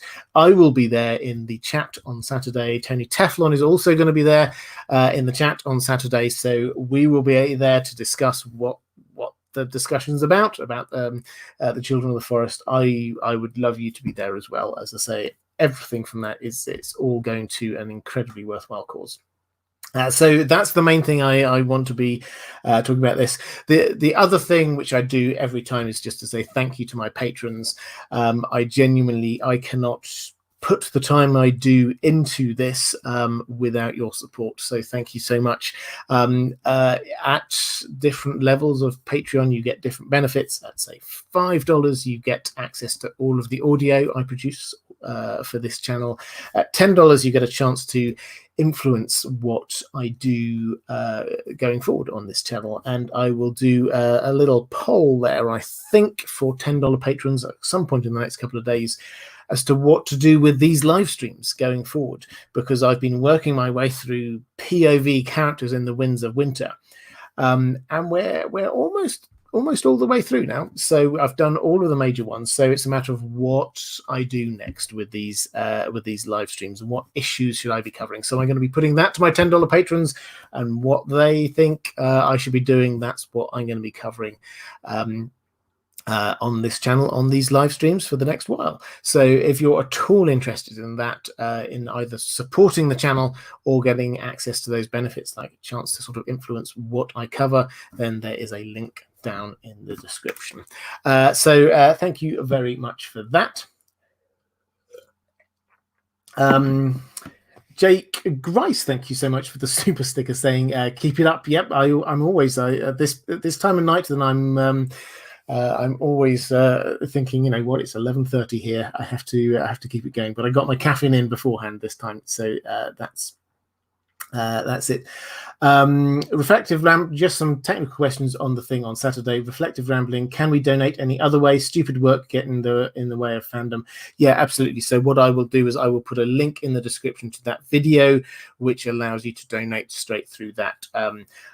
So if you do that, just let me know in the comments to that to the video, so that I can sort of add it all up, just so I can sort of like spread the good news of it all. But yes, there will definitely be a link down there. Sasak saying, are you choosing to send the money, or is YouTube supporting it too and therefore not taking a huge cut of the money? Yes, so the idea is that this is a YouTube supportive event, so super chats, super stickers, YouTube are not taking the normal cut. So if you're unaware, if you do a super chat, then YouTube take quite a big chunk of it before it comes to me and the channel. But for the charity thing, then they do not take that cut, so it's going there. But the money from if you don't watch it live and adverts appear in front of it, this channel does get some income from that as well. It's not huge amounts, it has to be said, but anything that I get in the first month there, I will donate straight on to the charity as well. So that's the way it's going to work. Okay, so I think that is all the questions from the chat. Let's go to some questions about Samwell Tarly again. Barb Wright says, how strongly parallel is Tarly to Gamgee as the true hero and everyman? If so, what gift will Samwell have to restore the world as gardening was Samwise's? Okay, so I've talked through a little bit about the sort of the links. I think this is a deliberate use of Samwell, Samwise. The links across between Sam and Frodo and Sam and Jon are very strong. So Sam is there as a character, not so much an everyman. There are differences. So Samwise in The Lord of the Rings is deliberately, he's a working class person. He's not hugely educated. His skills are to do with gardening, cooking, the very, I mean, basic's the wrong way of saying it, but compared to Samwell, where his gifts are more about stuff to do with the mind, learning and understanding stuff and all the rest of it. So they have different skill sets, but their role is the same. Their role is as the supportive person, and the good person, the person we cheer on and see as a hero, a true hero, not just a sort of like somebody who a protagonist who we want to do well but don't necessarily always agree with what they're about. With Sam, we're 95% of the time supportive of him and what he is about as a person. With John, when you actually get in to grapple with the character, a lot of the time, increasingly, it gets a lot darker and grayer about what he chooses to do. He's having to make the hard decisions, and that's the Sam Frodo thing, is that Frodo is bearing the burden and having to make the hard decisions, and we don't necessarily emote with Frodo in the same way that in the books we won't necessarily be able to emote with John, but we will be able to emote in both cases with Sam. In terms of the gift that Samwell will have to restore the world, as gardening was with Samwise, I don't think it's going to be as specific as that. So Samwise, for those who do not know, at the end of the story of the Lord of the Rings, he replanted the Shire. He had a gift from Galadriel that allowed him to replant the Shire and get it back to how it was, indeed, perhaps even better than it was before. I don't think we're going to see something exactly like that, but Samwell will provide the hope. I think that is what his role is at the very end of it. At the end of all things, he will be there. And in the same way that, and this thought occurred to me just a little while ago, in the same way that the Lord of the Rings actually only ends when we see Samwise return home to his family, and it just, the last words, well, he said, I'm back. And it's like, that was where the story ends, because that is where our hope is of where the future comes from. And I do wonder whether this is going to be one of the closing shots that we get from A Song of Ice and Fire, from A Dream of Spring, is of Sam and his family just going, okay, I'm back. It's done. Let's start again. And I think that would work for me on many levels. So that, I think that is where the sort of link is. He is the hope, and his family will be the hope for the future. Eric Fogg saying, how much do you think the ravens or direwolves affect Sam's behavior in the rare times when he is oddly bold, like with John's election campaign? Relatedly, how do you think the ravens or wolves force others to help Sam? This is a great question. I assume building on a couple of videos I've done recently about Ghost and Lord Mormont's Raven. And when you dig into it, if you've not seen them, you can check them out on my channel. I released both of them in the last couple of weeks. When you dig into it, you see with John, those two animals, the implication is both of them being walked by Bloodraven, are central to everything that John does. They're there. They find the white to start with. That they then bring south of the wall. Ghost rouses John to go and protect when the white rises and goes to attacks Lord Mormont. The Raven is the one that shouts, burn, burn, telling them how to kill the white. Ghost is the one who finds that cache of dragonglass. The Raven is the one who influences the election to get John made Lord Commander. You get the Ghost is the one who gives John away when he's trying to escape the wall. All the time you see these animals are guiding and protecting John and pushing him forward. So the question is, do they do this for Sam? And I think the short answer is not to the same extent. This is Bloodraven, who sees John as the central character here, using Ghost and that Raven in order to be influencing events around John. Now, Sam is obviously also around John, so is affected by this. The main thing, that the link that is there, is when we get Sam is at Craster's Keep, and there's Lord of Mormont is he's killed, or mortally wounded, and Sam's going, oh, I don't know what to do, where to go, and the Lord One wants there going, go to the wall, go back, and then other people are saying to him, go, and the Raven is there just like saying, go, go, go, and then now, quick, quick, quick, and the Raven is desperate to get Sam moving, and this is the big moment when the Raven is there caring about Sam. Why? Sam's got the Horn of Winter, he's got the Dragon Glass, he's got the understanding of what the Dragon Glass does. He is the person who can take this knowledge back to the wall. He is suddenly fundamentally important, and that is what is going on there. The Raven then gets involved in the election of Jon Snow, but appears partway through, and Sam has been trying to influence that, and then the Raven gets in on the act. So no, it's not, neither of them are neither of the Raven nor Ghost are influencing Sam to the same degree, but there are moments when they cross over, when Bloodraven needs Sam to be doing something. Let's go to a question from Catherine Furseth saying, hi Robert, great that you're doing a Sam live stream.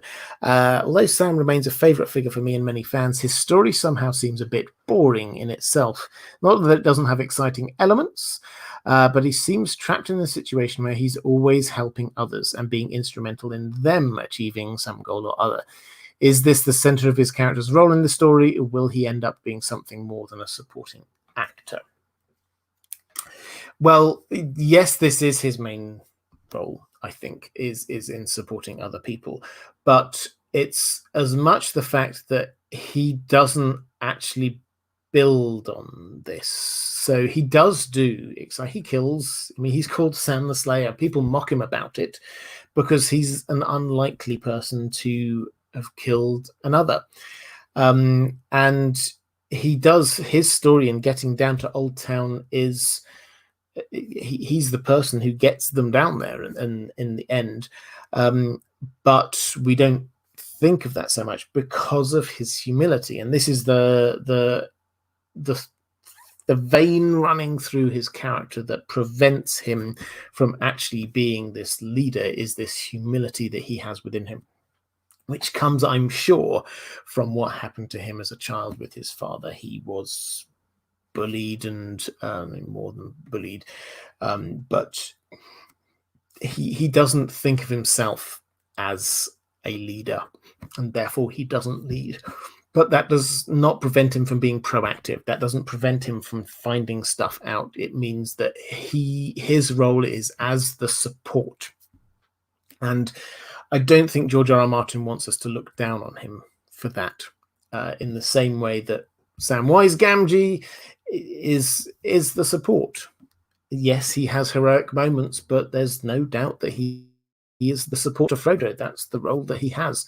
And Tolkien would count Sam as the hero of that story in a very classical sense.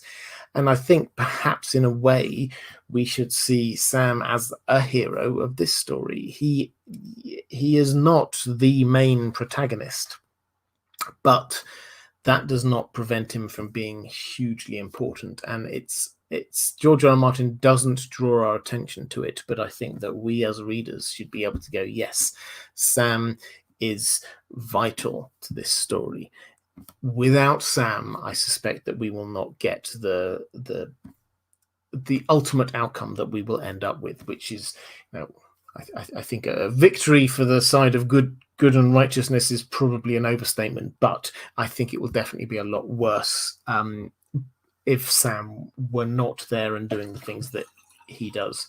I mean, just for an instance, if he did not escape all the way down south with Dragonglass and Gilly and all the rest of it, just have a think about what would happen. They would still not really have much of an idea about the importance of Dragonglass. They wouldn't have the Horn of Winter. The baby swap wouldn't have happened, which will almost certainly have a huge impact on what's going on in the longer term. All of these things will not happen because of Sam. So I think that all those things have happened because what Sam was doing. So he is vitally important, but he's not a central protagonist.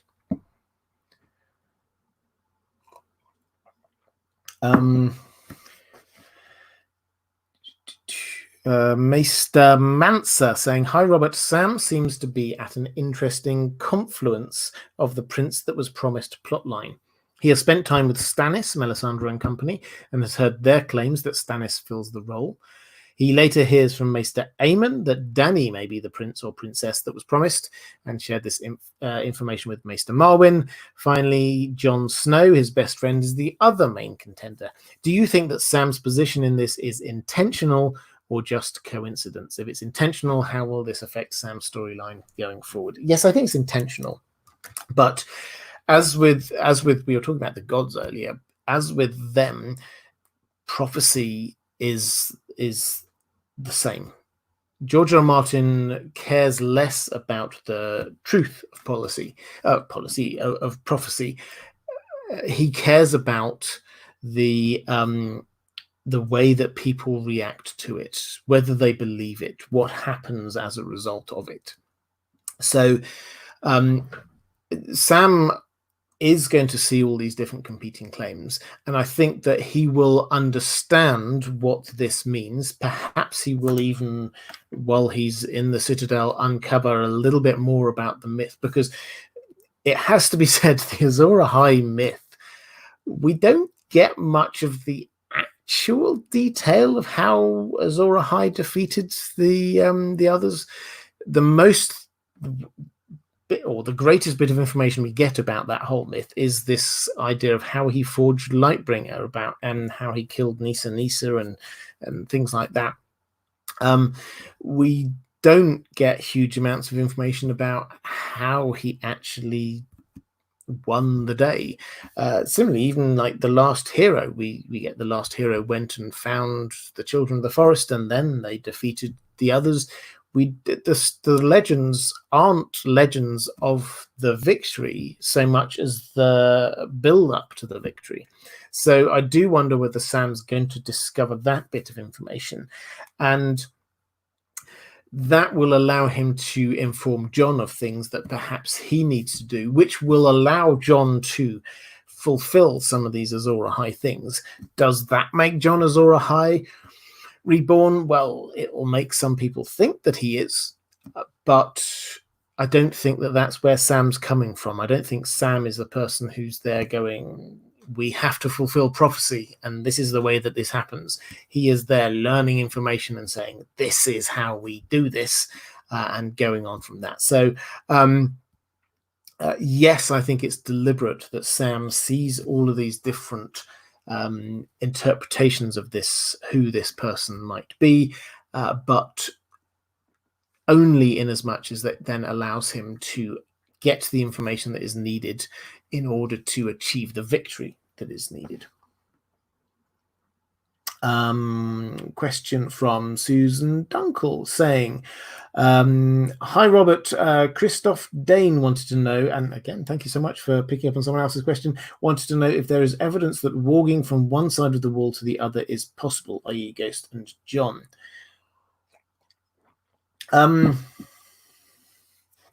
It's a good question. So the wall creates a magical barrier, this much we know. Silverwing as a dragon didn't want to cross over it. Jon feels like he can't sense Ghost when Ghost is the other side of the wall. So the sort of implication is that might be the case. But clearly there does seem to be the opportunity to sort of use magic that crosses the wall in some way. So I don't think this is a hard and fast rule. Bran certainly seems to be having a link across the wall, maybe that's sort of under the wall through the Weirwood network. But you get Rickon on Skagos, which seems to be probably, depending on which bit of Skagos, it's sort of on the line of the wall, actually.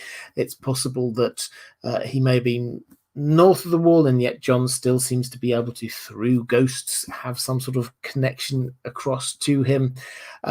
So I think that it creates a magical barrier, so the normal warging can't happen. It prevents magical things going across, but it's more about preventing the dead from passing, the magical dead from moving from one side to the other. So yes, this is, as with all things, we're not given an ABC of this is how magic works, still less an ABC of this is how the magic of the wall works. We're basically told, or it's hinted at, that in normal circumstances you can't, but it's not a hard and fast rule. The Vig, Robert, just a thought. Thank you for the super chat, saying, just a thought, since Jon is currently dead, do you think Gilly's son will be sacrificed, believing him to be Mance's son, before Jon is resurrected? Yeah, so the iteration of events here, we don't know, but I think that it's likely that Jon is going to be dead. His body is going to be put in the ice cells. He is going to be in Ghost's body. One of my secrets of videos I did about the Night Fort, incidentally, had Bookshelf Stud on, and we came out with this theory that I now love and is now headcanon for me, is that Ghost will then head off hunting down the members of the Night's Watch who killed Jon. So I like that idea, but I think this means that Jon is going to be off in Ghost for a little while. During that time, I suspect Melisandre will want to perform the sacrifice. I think that it will become obvious, the baby swap that will then become known, and that is what is going to lead to Shireen being the one who is burned. Now, I've said before that if I were writing this story, which clearly I'm not, but I think that if I were writing the story, the way I would love this to happen is that Shireen's burning is at the same time as Jon Snow, his body also being burned, because I think that they will freeze it because they won't know what to do with it. And when fake Arya, Jane Poole, arrives up, the obvious thing is for them to ask her what to do with it, and she is still going to be very much in the mindset, no one must know who I am, and she will very happily say, yes, let's burn him. Everyone thinking that she's Arya, and as his body is melted, he then comes back into his body. It appears as if it's him being reborn from the flames at the same time as Shireen is burned, a sacrifice, King's Blood sacrifice, and this all happens at once. That is how I would personally write it. It doesn't necessarily mean that's how George R.R. Martin's going to write it.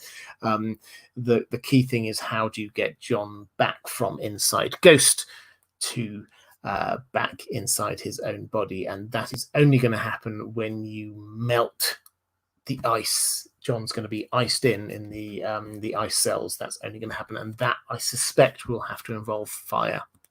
So I would personally bring all of those things in with in one go, because I think it would look amazing. Susan Dunkel says, Lady Stoneheart, thank you for the super chats. Lady Stoneheart doesn't have a POV. Do you think Jon will no longer have POVs when he is resurrected? I think he will. I think that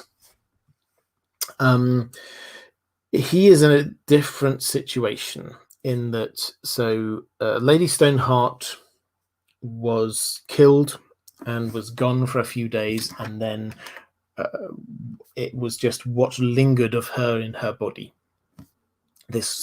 Something lingered. This is something that Qyburn says, which seems to be the underlying thing about this sort of death and resurrection idea. Qyburn seems to have figured it out. Not a nice individual, but clearly very clever. And when he's explaining this principle to Jamie, he talks about a room where there's a chair and a woman was sitting on a chair and then walks away. And he says, she has gone, but something lingers of her. You can see the imprint of where she sat. You can perhaps catch a little bit of the scent of her after she has gone. And it is this something lingers that is important here. And so with Lady Stoneheart, the thing that lingered was the thing that she was clinging on to the most, was this vengeance idea, what happened to her and her family, and that is what is left there. When we get Beric, similarly, he comes back, bits of him have gone, but stuff lingers, and what seems to linger is this last commission he was given by Ned Stark, and trying to protect people. This seems to be what lingers for him. For Jon, we specifically had a whole chapter from, this was a POV chapter from Varamir Sixskin's perspective, which was all about teaching us how this whole thing works for skin changers. And it's different for skin changers. Skin changers, when you die, you can then seek out the body of your bonded animal.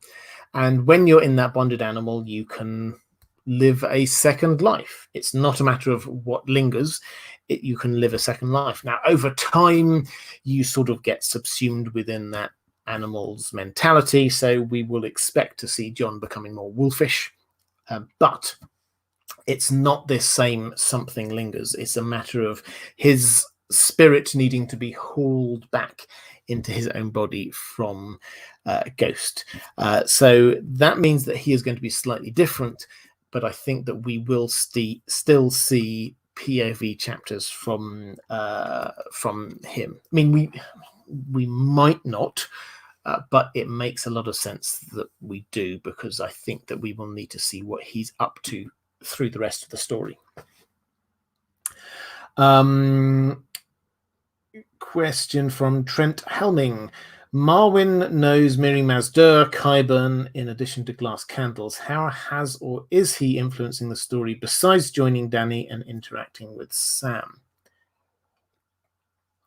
Well, that's a very good question. So we don't get huge amounts about Marwin.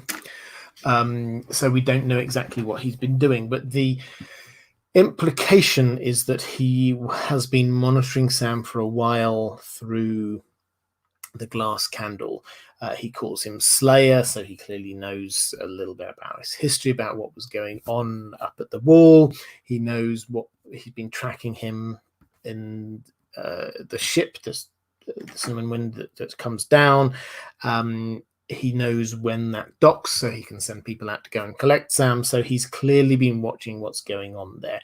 I think above and beyond that, yes, he seems to be aware of things much more broadly, but this is limited.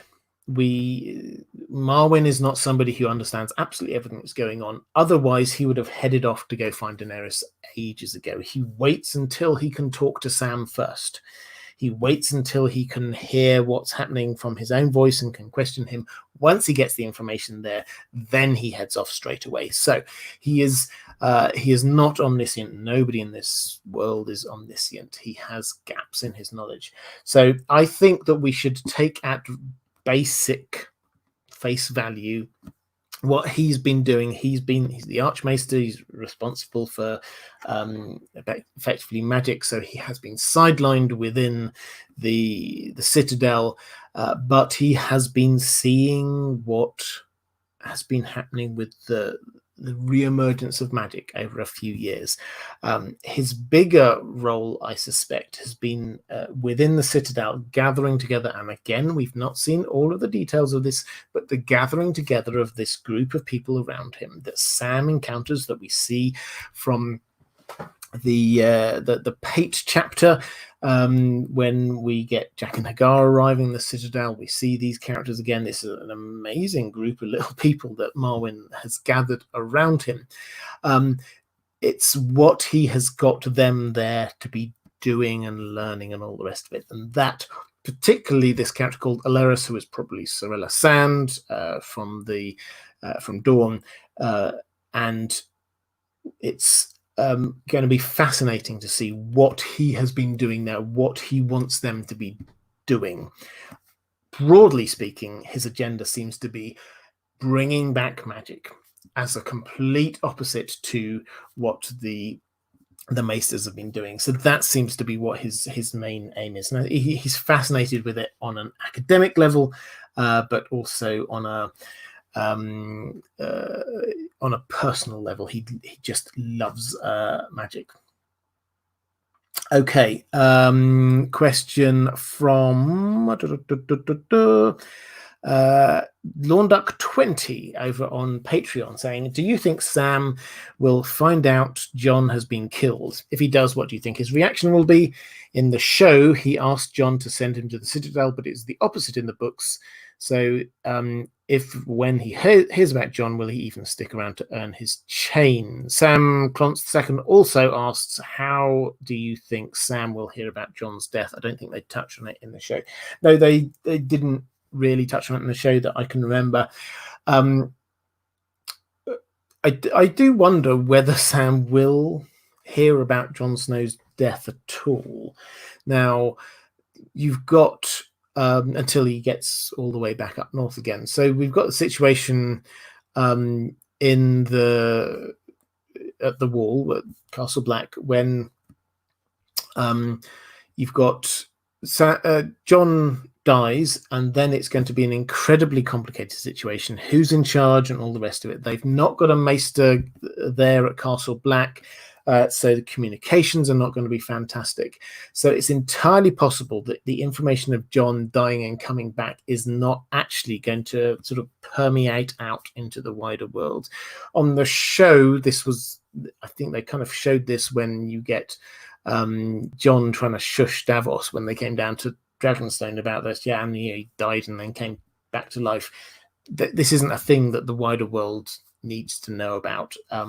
So I think that it's entirely possible that Sam won't learn about it until he gets back up there. In terms of will he return because he hears that Jon dies? No, I don't think so. As I said a little bit earlier, I think that the cause of him leaving is going to be the Citadel burning, Euron attacking it, and him heading off north. He understands the threat from the others, and regardless of who is there at the wall, he has got information that he thinks will be important that he needs to take up there. Henning J, do you think Samwell will ever talk to his father Randall again? And do you think the detour to Hornhill to steal Heartsbane was a show-only event? So I think, yes, he will see his father Randall again, and I think that the detour to Hornhill will happen in the books. I think it will happen twice. So Sam has arrived, and his plan is to take Gilly off to his mother, who is there at Hornhill. And I think that probably his mother will welcome Gilly and will allow her to sort of have a place at Hornhill in some way, shape or form. Randall at this point is in King's Landing. He is on the small council, and he has got a lot of the soldiers from his own soldiers up there in King's Landing, which incidentally it was a throwaway mention, but I was rereading the chapter just in preparation for this live stream. When we read Kevin Lannister's thoughts in that last chapter, when we see Randall Tarly in King's Landing, he thinks, well, there's a lot of Tyrell soldiers up here, there's a lot of Tarly soldiers up here, but there aren't many Lannister soldiers.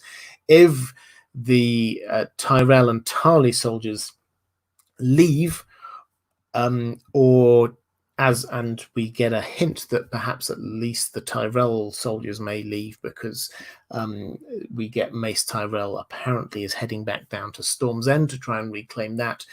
Actually, there's not much of a defense for King's Landing for when Fagon arrives.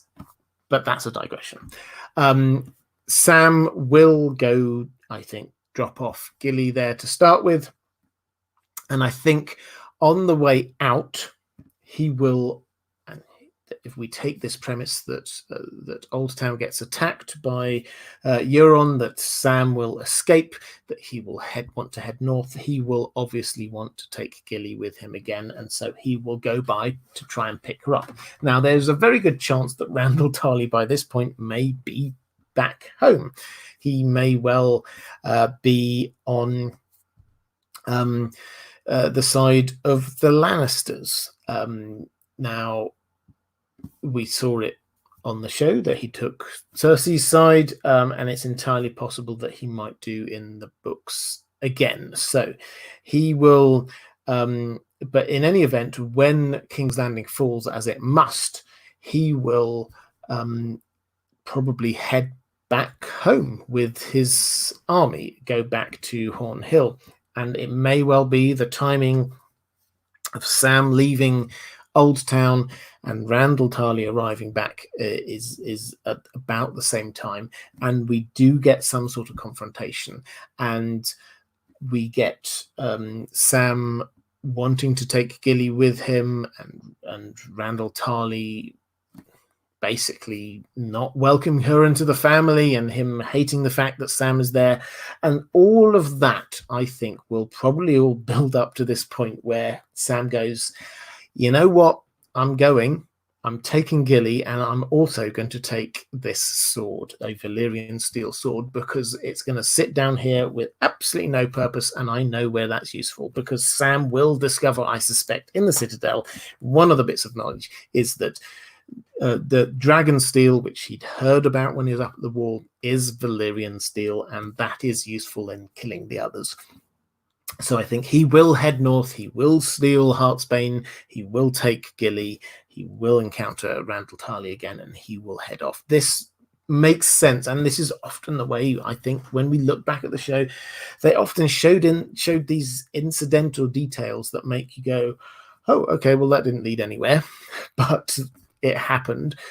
On the show, Sam took Heartsbane, and then we didn't really see it again.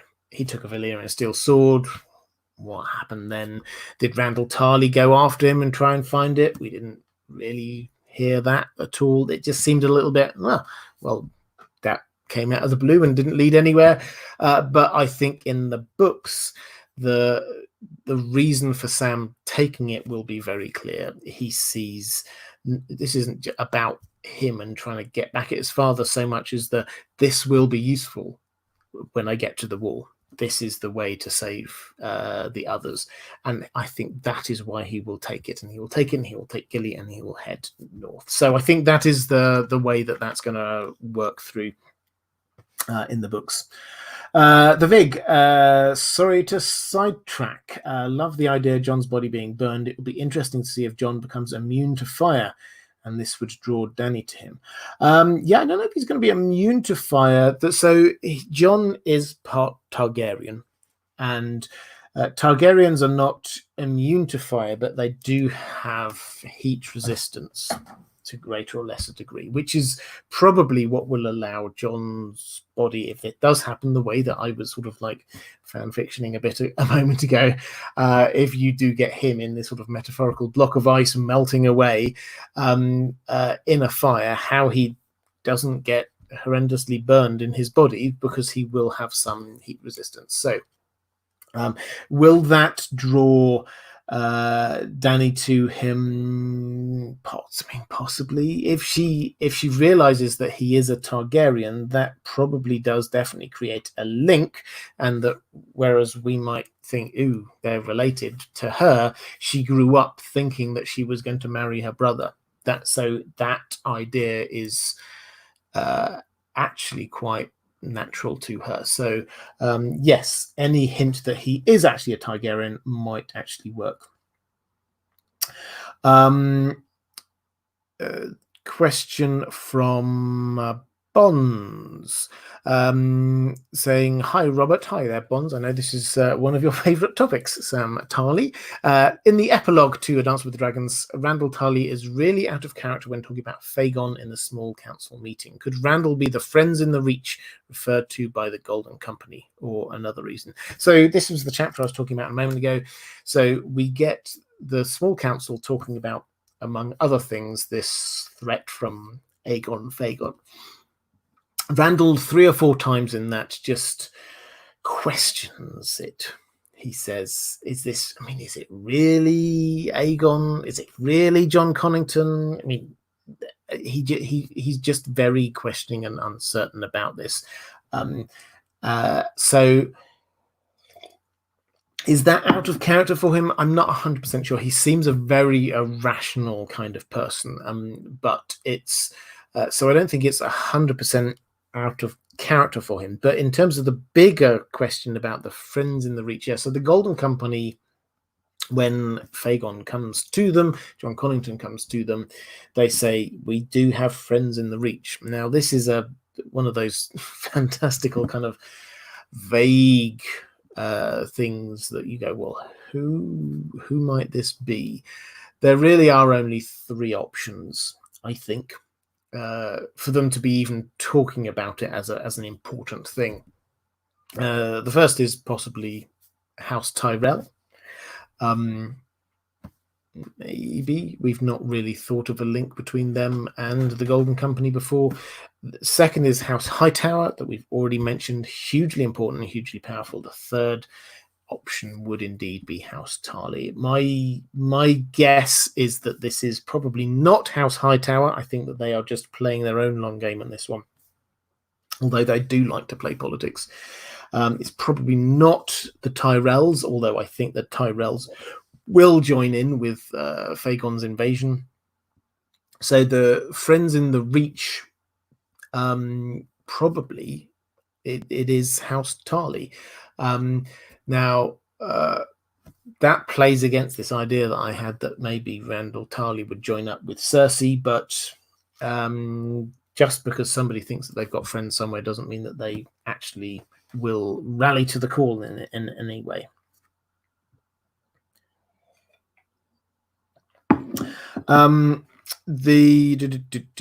Maura Lee asks, what role will Sam play in the battle with the others and the Starks taking back Winterfell, etc.? So he won't, I think, play a role in the Starks taking back Winterfell. He's at the wrong end of the continent. I don't think that he will be able to get back up there in time. I think that he will arrive just in time for the sort of the fighting against the others. What role will he play there? Well, he will bring with him a Valyrian steel sword, which will be important, and he will bring with him knowledge, which is, this is how you kill others. I think Bran will bring the deeper knowledge about the how to sort of undo the magic that created them. I think that's going to come from him. But Sam, in terms of the how do we actually fight this immediate battle, he will learn about dragonglass. He will learn about Valyrian steel. He will be the person who brings this understanding of how to do this. So that is what his role is, not as somebody who's fighting on the front line, but somebody who is telling them how to do it. Sam Second saying, thanks for all your great content. You're welcome. What is something pertaining to Sam that you're afraid will not be answered in Winds, like something that we still won't be clear on after the Winds of Winter? I was thinking about this quite a bit beforehand, because I don't think there's anything. Sam is a very upfront character. We understand a lot about who he is and what he's about, so I don't think there's going to be any huge mysteries.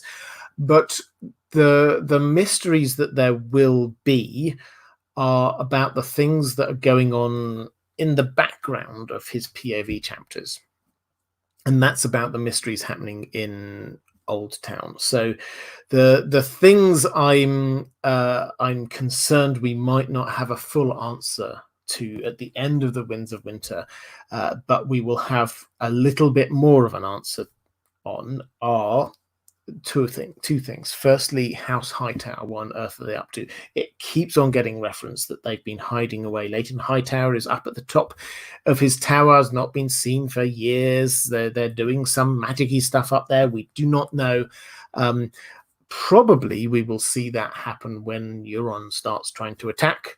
Probably, but my fear is that maybe we won't get to know exactly what's going on with the High Towers. The second thing, though, is the Faceless Men plot and this book that they seem to be after, The Death of Dragons. I suspect we will probably see it being taken by Pate, Jack and Hagar, but we will not yet fully understand what the plan is once they've got it, because Sam's POV is about seeing what happens. It's not about explaining that, and we will see what happens, I suspect, in A Dream of Spring. So I think that is the thing that is going to be sort of at the back, in the background of Sam's chapter, that chapters that we go, okay, so what now? And it will be someone else's POV chapter, I suspect, that that we see, and perhaps we will see Pate transform into yet another person and head off, and then we will have to join the dots in The Dream of Spring to say, that's that description of that person. Now we see what's going on over there. I've got 2 more questions from my patrons, so this is now a good time. If you've got any other questions, a good time to be dropping them into the chat.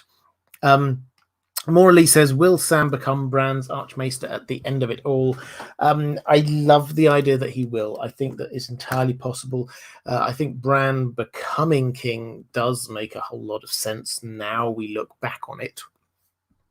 It didn't necessarily beforehand, but it's one of those things that you can look back on it and go, yeah, okay, I can follow that.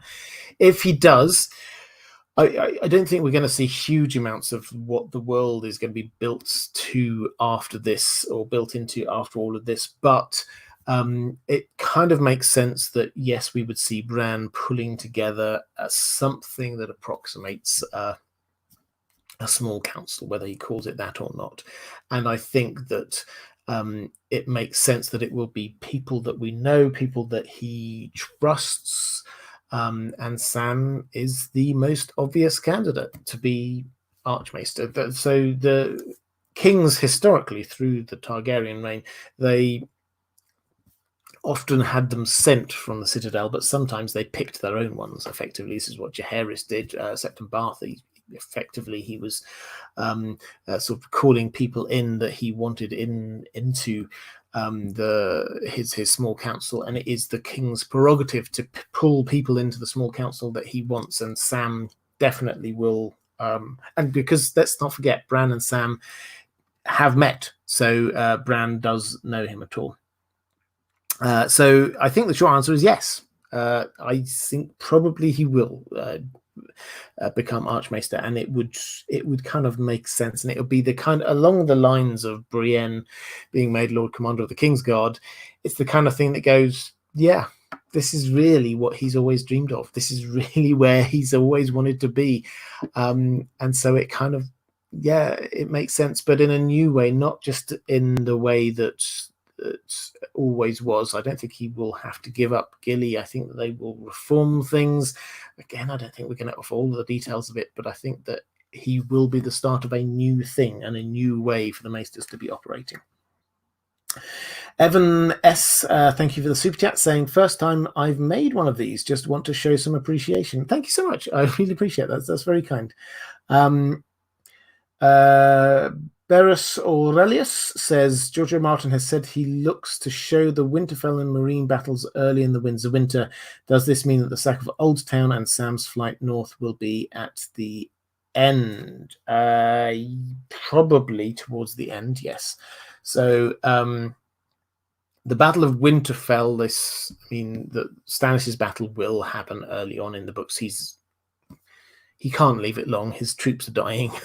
He has to attack. So that will happen soon. The Battle of Meereen, we've seen it in the pre-release chapters. That is happening. This is the second siege of Meereen. There will be quite a few battles in this book. It has to be said. There is going to be at least one more going on over in Slaver's Bay with Daenerys, because Volantis has sent a huge fleet. So they're going to attack. So I think that's probably will happen when Dany returns on Drogon. There's a possibility that Karth will also attack.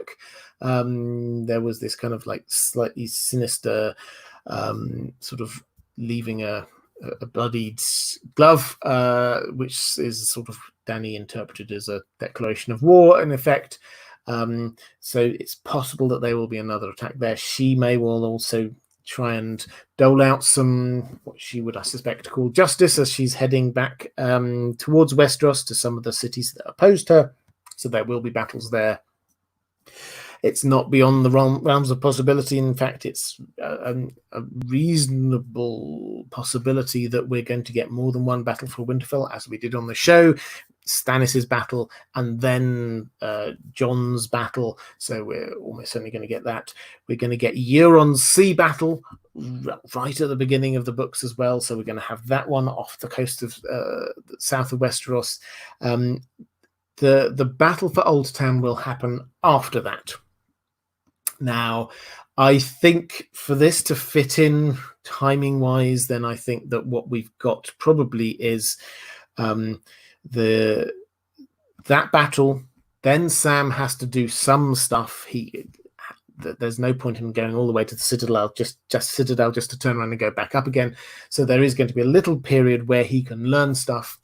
Then Euron attacks, and then I think he's going to move around and go up to Casterly Rock to meet up with Cersei. So I think that is it. So yes, probably near the end, maybe not at the very, very end. Perhaps the last Sam chapter is going to be in the Winds of Winter is going to be this one at Horn Hill when he takes Heartsbane and Gilly and heads north from there. So, and that ends his own chapter in the south, and he's heading back up north. That seems like a reasonable ending point there. So it won't be, I suspect, one of the last chapters, but it will be certainly in the second half of the book.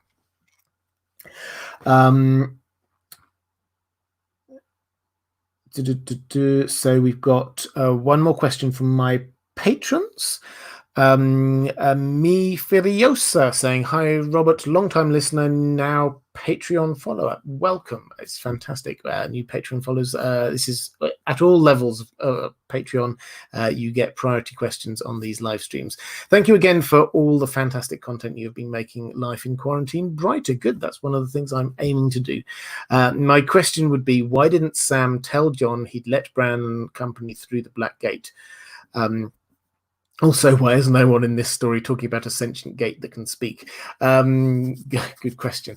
I know a promise to Bran is one thing, but considering that Sam knows that Jon thinks all his family except Sansa are dead, wouldn't that news be worth telling anyway? Well, on the sentient gate thing, yeah, well, so who's going to say it? I mean, Sam, yes, perhaps you could talk about it, but Bran has been seeing so many crazy things. Who's he going to say about that? I mean, was he going to tell Bloodraven? So no, that's I sort of understand why people aren't talking about the weird gate, the Black Gate, but which for those who don't know was like halfway down the well in a wall with a big weirwood face that when you say the magic words, then its mouth opens wide and you can go through it, which is creepy.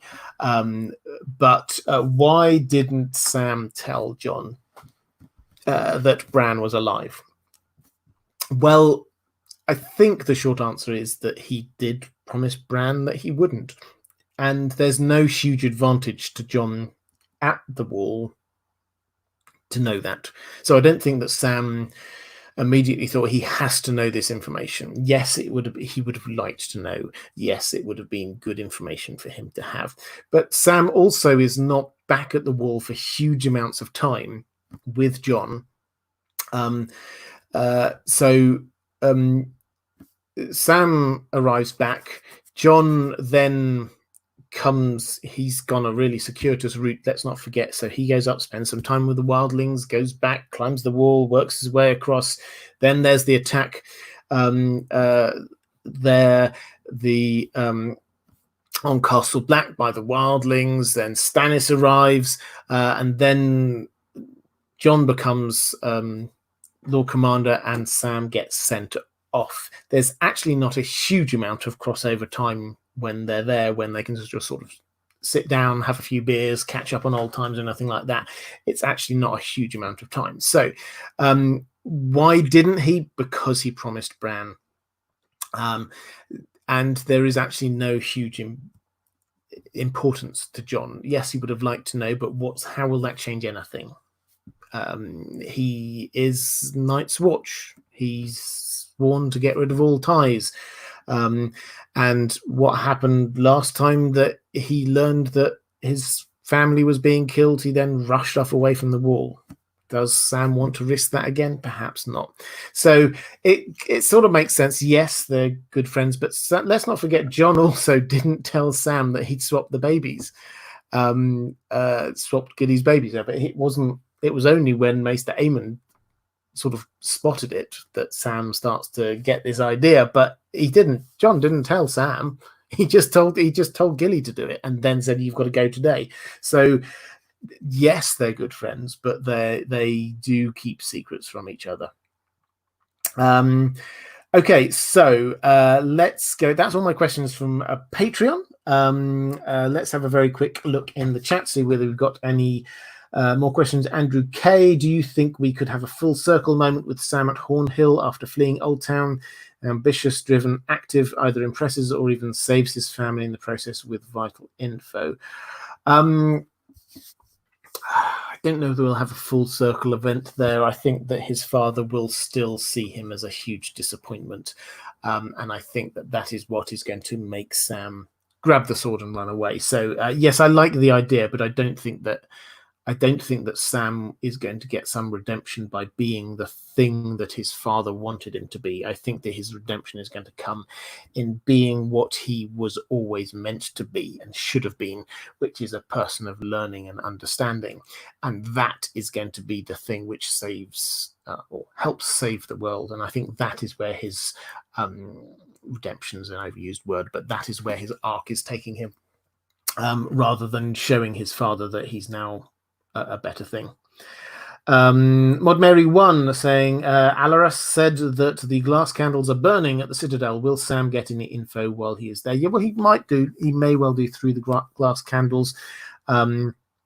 There was one burning in Marwin the Mage's study, and he left it there, incidentally. He went rushing off, getting on a boat and going, and he left the glass candle there. So it's entirely possible that Sam will learn how to do that and may well start seeing things that are going on.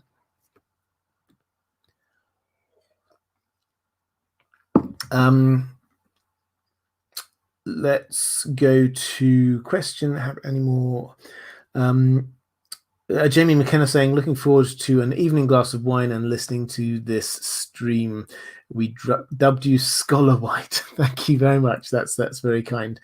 And Carl Karsnark saying, I can see Sam figuring out how to use or activate the high tower as the tool or weapon it was designed to be. There has to be more to it than a mere lighthouse. Yeah, so the high tower is a hugely ancient magical thing, built on this kind of fused black stone that seems to be well, it's ancient, and is dotted around very important places across the world. And the tower itself allegedly was built by Bran the Builder. So yes, there is a connection, and we're told the connection already that you can see the wall from the top of it, which is probably not literally that you can, from the top of the high tower, you can actually literally see the wall, but it might well be figurative that at the top of the wall, through magic, you can see what's going on there.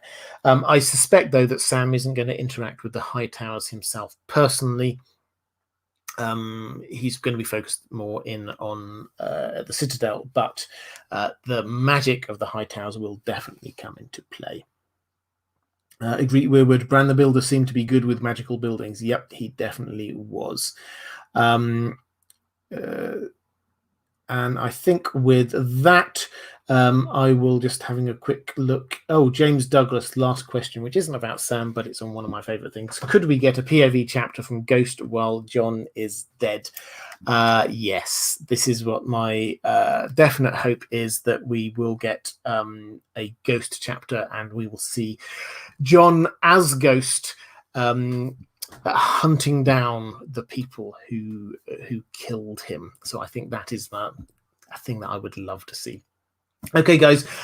So a reminder on Saturday, this Saturday, if you're watching this live, this Saturday coming, 4 p.m. Eastern time, there will be a YouTube premiere of Secrets of the Children of the Forest, which is something I recorded with Tony Teflon a few days ago, and it is going to be launched live, and it's going to be a charity stream. So I will be encouraging you to be giving generously to a charity, a fantastic charity called the International Rescue Committee.